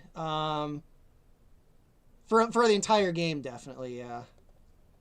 Unless you count Hyrule Warriors, Well, yeah. which oh no, they're not together the entire No, game yeah, because they're she not. becomes For like the Sheik. first part of the game, they're not. She just vanishes. Yeah. Oh, honestly, that kind of that really bothered me that Impa didn't recognize who Sheik was. I'm like, Yeah, like, she's huh? Sheik Who is because this Impa man? taught her. Like, what? I get it's a different Uh, timeline. It's a different version yeah, of Princess Zelda, but like, Impa is a Sheikah. She would probably she would know. know. Like that. Hmm. I that bothered me, but whatever. That's one thing. There could be worse, I guess. Anyway, let me save this. And Would Wind Waker count because he's with Tetra? I mean, he's not they're with her pretty the much whole entire game though. He keeps no, that's right actually. and then Yeah, the second half of the game, she's gone. When she yeah, actually is no, revealed to be that's Princess right. Zelda, she's kind of gone. So, whoops. Wait. You're unplugged right. it. You're right. You're Can't right. hear you. You're right. There we go. So no, and Phantom Hourglass, she's stoned like the whole game. So yeah, I think Spirit Tracks is Another the game I played the hell out of, and I just don't remember it. the Spirit Tracks. No, Phantom Oh yeah, Hourglass. yeah, no, yeah. Phantom Hourglass is I like a lot of things in Phantom Hourglass. Like I like Linebeck a lot. Oh Um, yeah. I like the fact that the villain is this like deep sea Lovecraft like monster, which is kind of cool. But Phantom Hourglass is a pretty boring game, sadly. It's really forgettable. It's pretty. It's made for kids. Everything. It's same thing with Spirit Tracks. Hmm. It's like very simple. The puzzles are all very simple. Everything's kind of just not I'm too gonna complicated. Oh wow! I keep unplugging my sound. on. Jeez. Oops.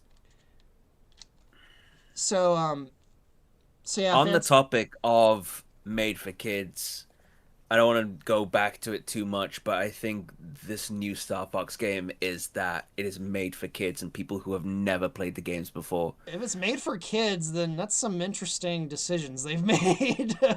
Is that what the kids are Yeah, into these days? I don't know, I don't know. but You'd think because the reception to I the don't. Mario movie, Fox seemed pretty Yeah, you good. think they would have that sort of design? No, you're right. You're right. You're right. And I'm just thinking like there's no real appeal for old school fans for that game. I think it's for people who've never played this game before because you play some the old school demo, fans seem to like it. you know exactly what you're doing when you're playing that like the boss. And I It, think it'd be more interesting to see someone who has never played it before figure out what to do. maybe I'm But really not sure what the motivation is.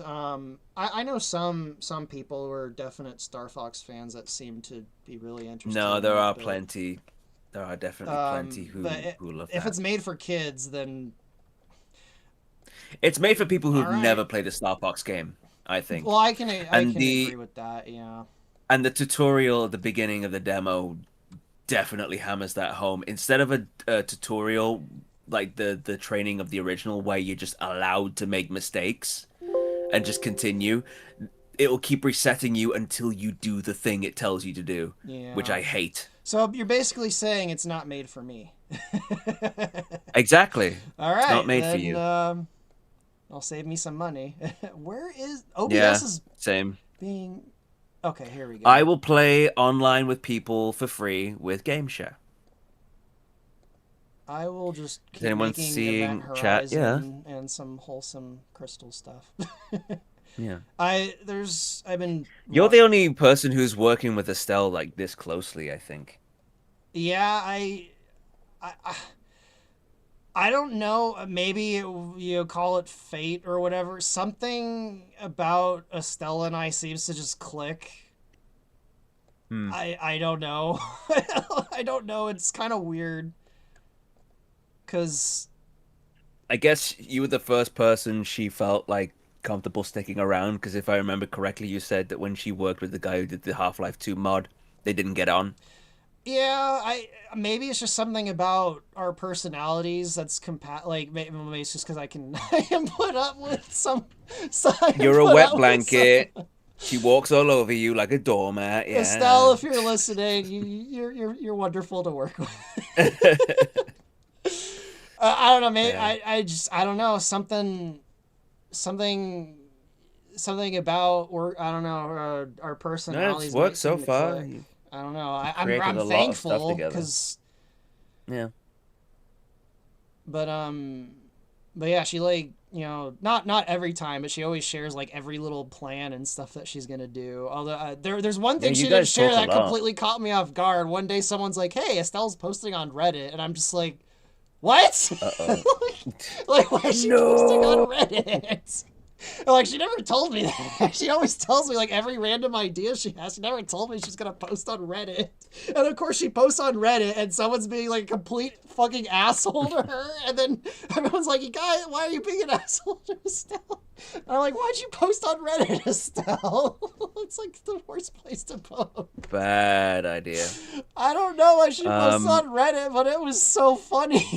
because she doesn't think about things before she does them. She's a tech boomer. She probably Yeah. wasn't aware of the And, reputation of. I explained it to her. I'm like, this is how Reddit is. Like, just I'm and like, to if you this post day, here, be careful. she still retweets AI stuff. By accident, though. Yes, we know it's by accident, but she still Every time someone forgets. points it out, she gets fucking pissed. It's like and then Yeah, deletes it. But yeah, it's like, God damn it. it's no secret. Estelle's a tech boomer. She would admit that.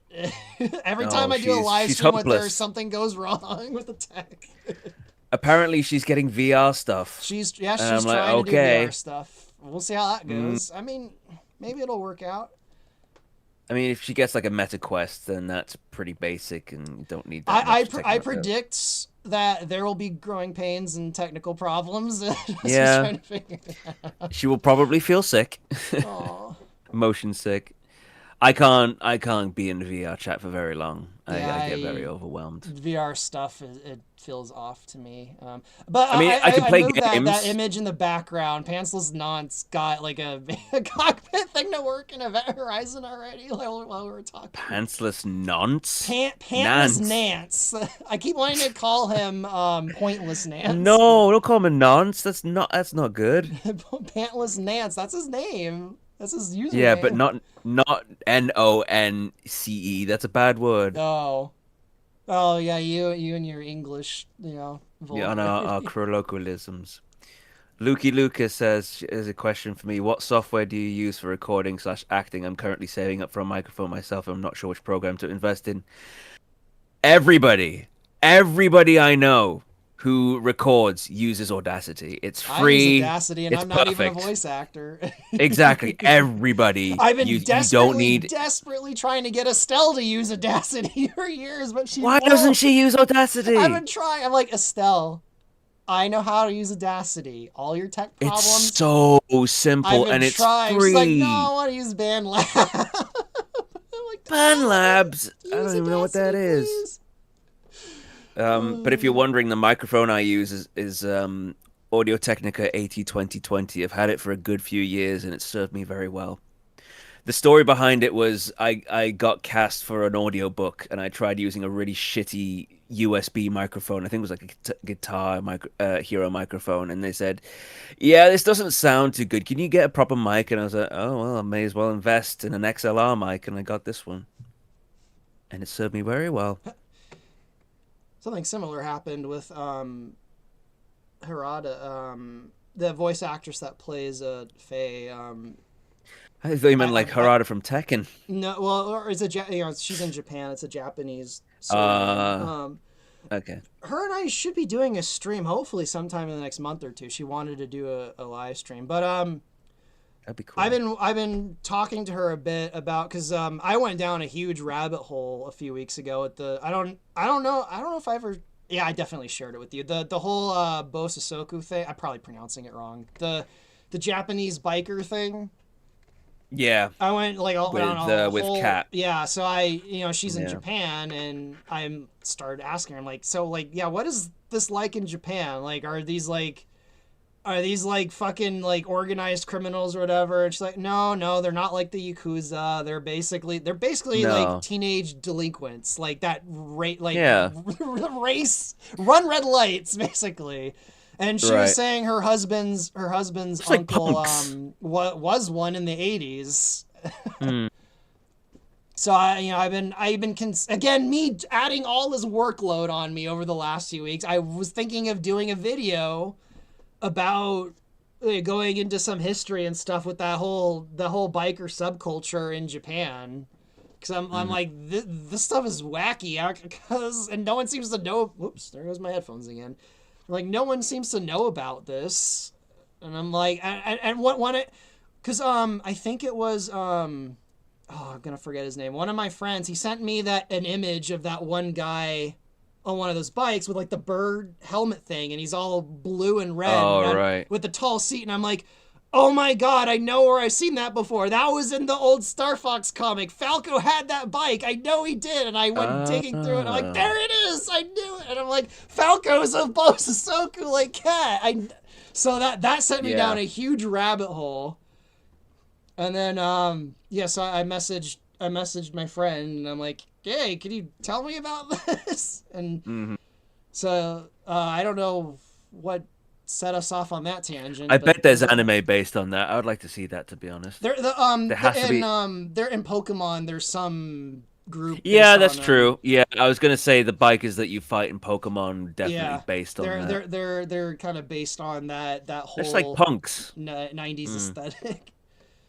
So yeah, I'm like, oh, so this is where Cat and Falco's like super flamboyant because it's like such a flamboyant looking aesthetic. Like everyone's like dressed all crazy, lots of bright colors and pink, and lots of cat and Yeah. bird aesthetics. Like I see what they did in '64 back in the Yeah. Wow. '90s. Okay.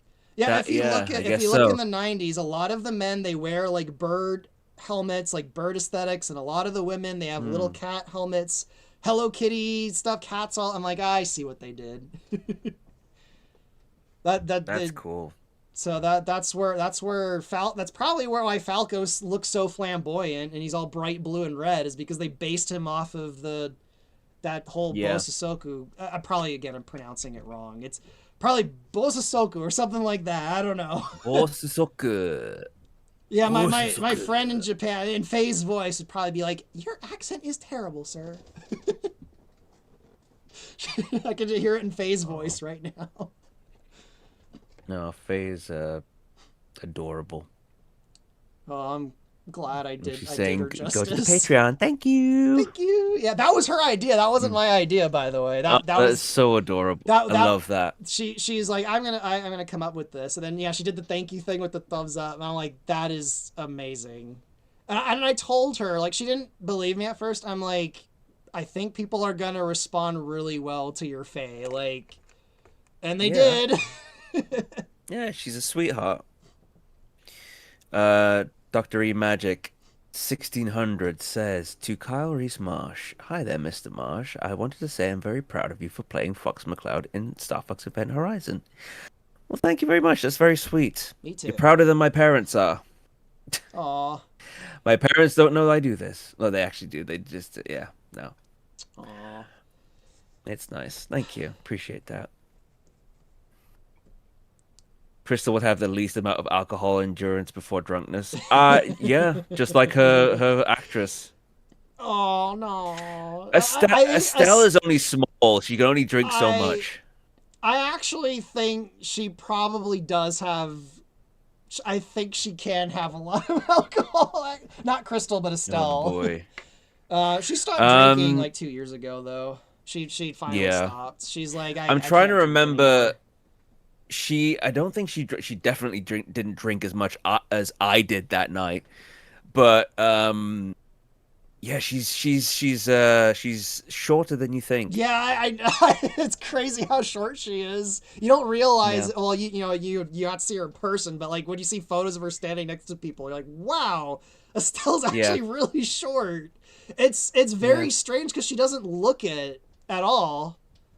No, she's in proportion, but you just don't, yeah, you don't see her It's next like the to people. opposite of like people's perception because everyone has, and the thing is, this is a false perception. Everyone has this perception that Crystal's like this really tall Amazonian, but she's not. She's the same height No. as Fox. I think she's canonically in the games a little bit taller than Fox. I've seen the model Well, comparisons. okay, so if you look at if you open the models in 3D software from Assault, their models are the exact same height. However, if you Right. do that with Adventures, Fox is much, much, much smaller than Crystal, but strangely smaller. Like It's he's like funny. lower than her chest. But if you look at in the game in the cinematics, they're like the Yeah, same height. So I think there's weird scaling things go like dynamic yeah, scaling going on in the I think cutscenes so. with them. Because I That's think interesting. my suspicion is because Crystal was different in the original Dinosaur Planet game. She looked completely Hmm. different. I suspect Yeah. they completely redesigned her, and then they realized, uh-oh, um, she's doesn't scale correctly with the skeleton we had, and we don't have time to do this. So we'll just dynamically shrink her or scale up Fox when they're in a scene together. I think Hmm. because they're rushed for time. Um, Maybe that's maybe my when she's in theory as to the what's going on there in Adventures with their models. maybe she's easier to look at when she's in the crystal when she's bigger. I don't know. There's different possibilities, but that's kind of my gut theory as to what happened, because they are the Hmm. exact same height in Assault if you open up their models. Um, so I think she's supposed to be the same height as Fox, at least in Assaults and Adventures. I don't know about other things, but I don't. In Command, all the proportions are weird in Command, so I don't know. I don't know if we could use that as a reliable scale. No. But I seen it and I was like, wow, they're really the difference is strange.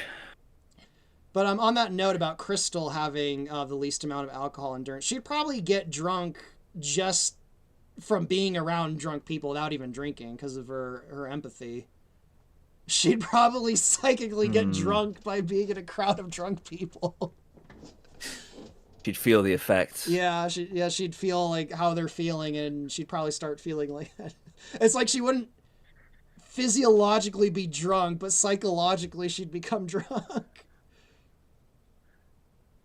Oh, Tune. Oh, Tune, you should have Without hopped. We're Tune. without just says without a doubt, Kyle is my favorite Fox McCloud. He knocks out of the park in all ways, tone and character. Yes, you, Kyle. Cheers. Yeah, Kyle, I love seriously, you, like Tune. no You're such a flat, sweet like man. no flattery. Like you're like spot on for Fox. The thing There's is, a my reason I Fox picked is you. well. The thing is, my Fox is more lazy. It's more me in this project because when I auditioned, it was more like this, Yes. like more gravelly, like he is in Adventures. But that's hard to keep up. Uh, but There were yeah, some I'm times when you glad. channeled Sonic, which I thought was funny. Sonic. Whoa, chili Wow. dog. Wow, Way past Crystal. cool. Oh man. You're too slow. Yeah. Oh hey, someone just shared Uh, I mean, a it's a nice post protagonist on voice. Reddit. That's it's like I think a lot of the voices that Rare do Americans when they do American, their inspiration is like 80s cartoons. Where the characters talk like this? Oh, you Whoa! mean Like for Sonic specifically? no, I mean like when Rare do American Oh right, voices. yeah, I yeah, think yeah, maybe yeah. Steve Malpass has that inspiration because a lot of stuff in the 80s, like the stuff we got, had characters that sounded like that. Yeah, Like, yeah. whoa, totally tubular, totally like cool, bro. Wow, way past. I mean Yeah, that bled into the '90s too. it did. Yeah. Yeah, to me Star Fox really does have like it really is like a '90s thing. I know you can see some '80s influence, especially in the Super Nintendo one, but like Oh, to me Star absolutely. and Sonic for that matter too. Like Sonic and Star Fox, I feel like Oh, could yeah. only have been created in the '90s. They really feel like that, like they're like quintessential distilled '90s everything, like the extreme, like the bombasticness of it all, like the fact that it's like they're trying to be just awesome and fun and like cool, like it's so Radical. 90s. Yeah, it's so 90s, especially Yeah. 64. 64 is like so Well, it's 90s. the attitude, isn't it? Yeah, yeah, exactly. It's like this, like the 90s, it's like this Here's the like thing it's about like this lack of shame and is just here's the willingness to thing. embrace whatever they're doing no I matter how ridiculous it is. I think what determines a decade kind of comes in halfway through that decade. Yeah, yeah. Like, I think with what we're seeing in Event Horizon, I keep saying, oh, it's like late 70s, early 80s. And Yep. then, because that's how I see that time period. And then when you get to about the mid 80s, it starts turning into the more 80s that we recognize, and that bleeds into the early 90s, and then maybe around about, I don't know, 1994, 95, it gets its own identity Yeah, because the music changes. by the time we get to Assault, it's going to start to feel a lot more 80s. I have a lot more synth. The Mm. Aperoids to me are, You've got, you know full what you on. need to Like do? the Aperoids have got the neon. The Aperoids are totally an '80s thing. I I actually have a request for you because I've been really obsessed with the Top Gun soundtrack. Sure. Try and get some Mighty Wings, sort of like Kenny Loggins sort of music in there. I think with like Danger guitars and Zone. shit. Yes, that'd be sick. No, I've got quite a bit. I have some samples I could send you when Mm. it's a lot of technically this movie's from the '90s, but a bit of Total Recall Yeah, I need to inspiration. watch that. I need to A watch lot that. of I have never Escape watched from the New York, like original. John Carpenter synth. Yeah. Like so yeah, when I we mean, get to I'm Assault, it's very much gonna feel like yeah they've gone like the '70s because yeah the Star Fox 2 part of the game is it's very '70s like I'm going yeah. full '70s like with the disco and everything, Yeah, the music sounds a lot like Dragon Ball, which is like funny because I've Japanese I've Dragon only Ball ever sound seen effect. one episode of Dragon Ball in my entire life. Rico Sapphire, that's exactly the song I've been obsessed with. Take me on your mighty wings tonight. I've been obsessed with that And song. Estelle wants to sing something as Crystal, so I don't know. Maybe Ooh. I'll have Oh, Crystal do like some '80s speaking, style song for the that Horizon. reminds me actually. So, two things. Number one, there's a Crystal mod for Resident Evil 5 that came out I recently. You can just saw replace one of that the this morning.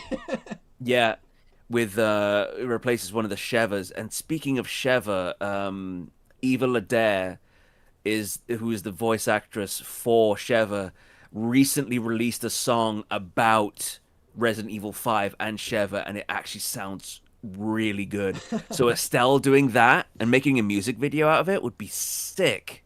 Cause yeah, cause she's supposed to sing as the character in my original thing, and that's something we've been talking about Mm. for years. But I think this was only like a week ago. She was like, I think I should also sing as Crystal at some point, and I'm like, hold on to that thought.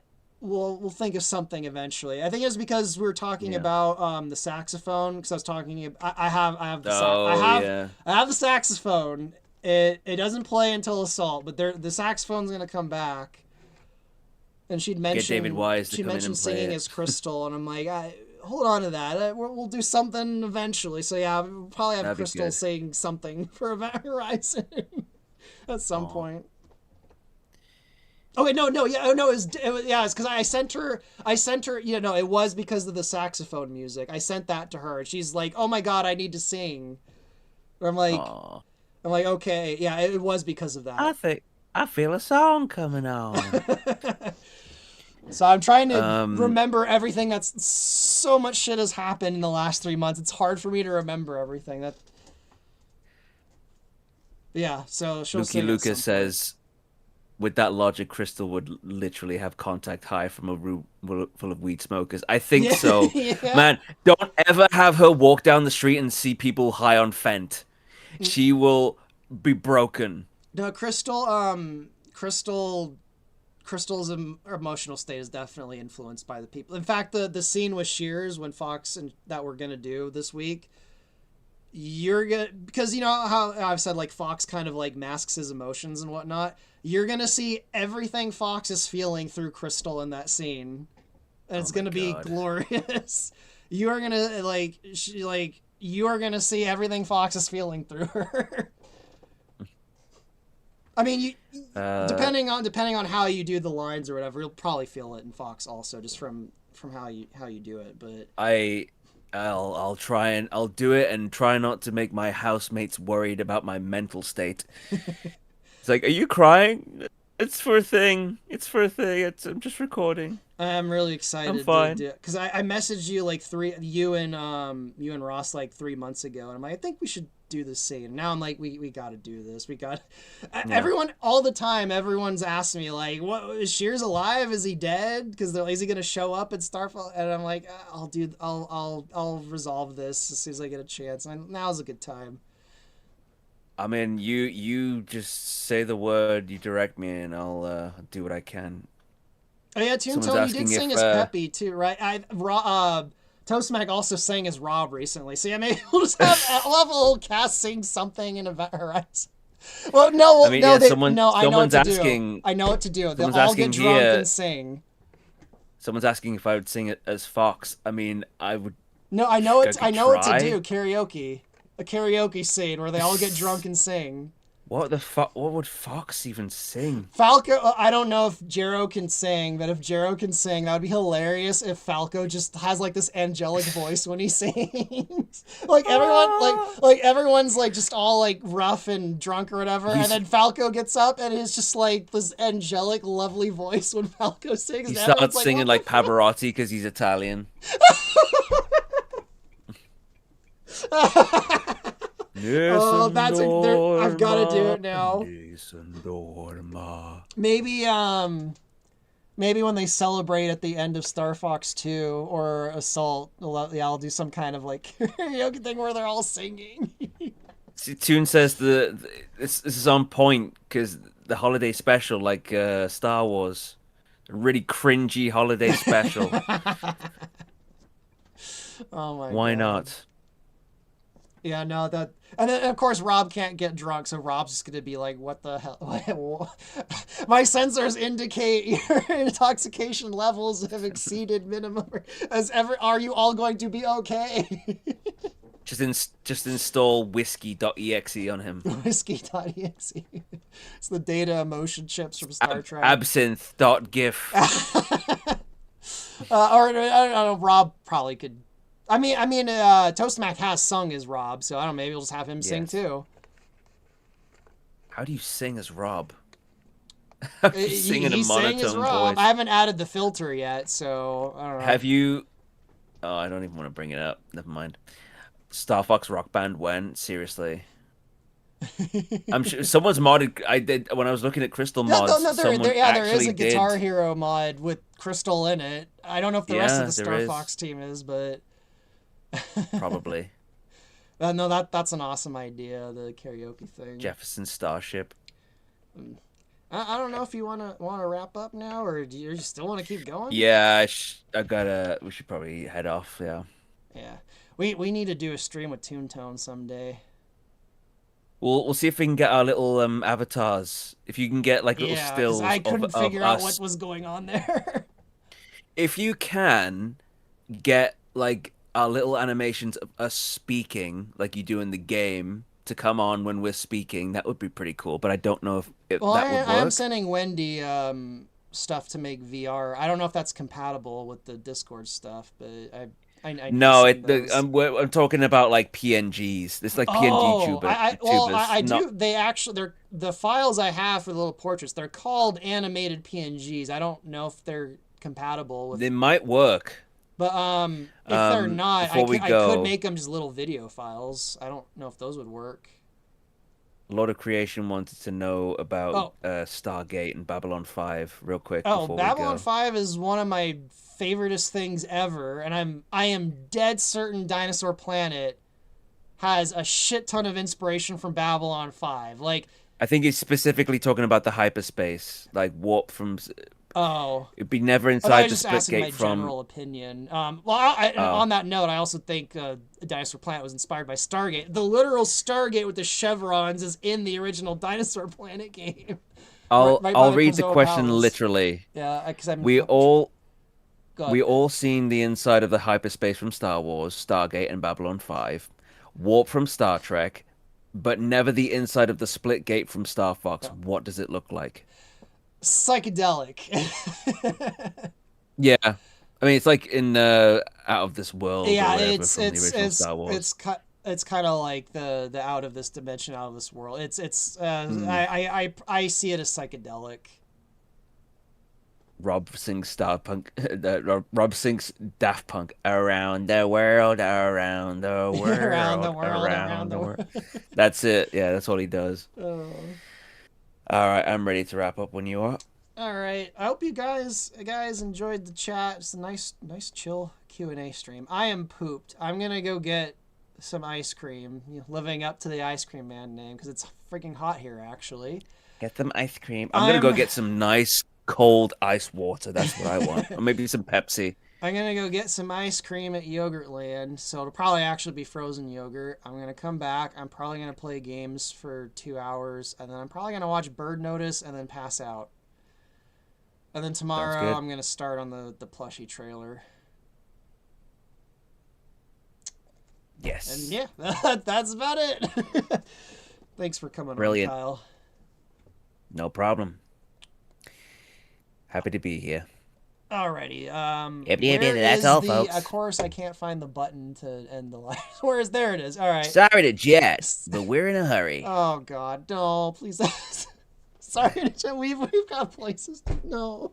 We've got places to be. Kyle, it's ancient history. This is my Star Fox, and I'm gonna do it my way. This isn't my Star Fox and ancient history. Event Horizon's my Star Fox, and I'm gonna do it my way. Ugh. Can we punch that kid in the face, please? Nah, he's fine. I'm gonna do it my way. Oh boy. God. Anyway, I'm sorry, guys. I couldn't still resist. live? We're not even live, are we? Are we still live? Are we live? It says on? go live. Are we live? No, we're still live. All right. Anyway, bye Are we on? everyone. Are we live?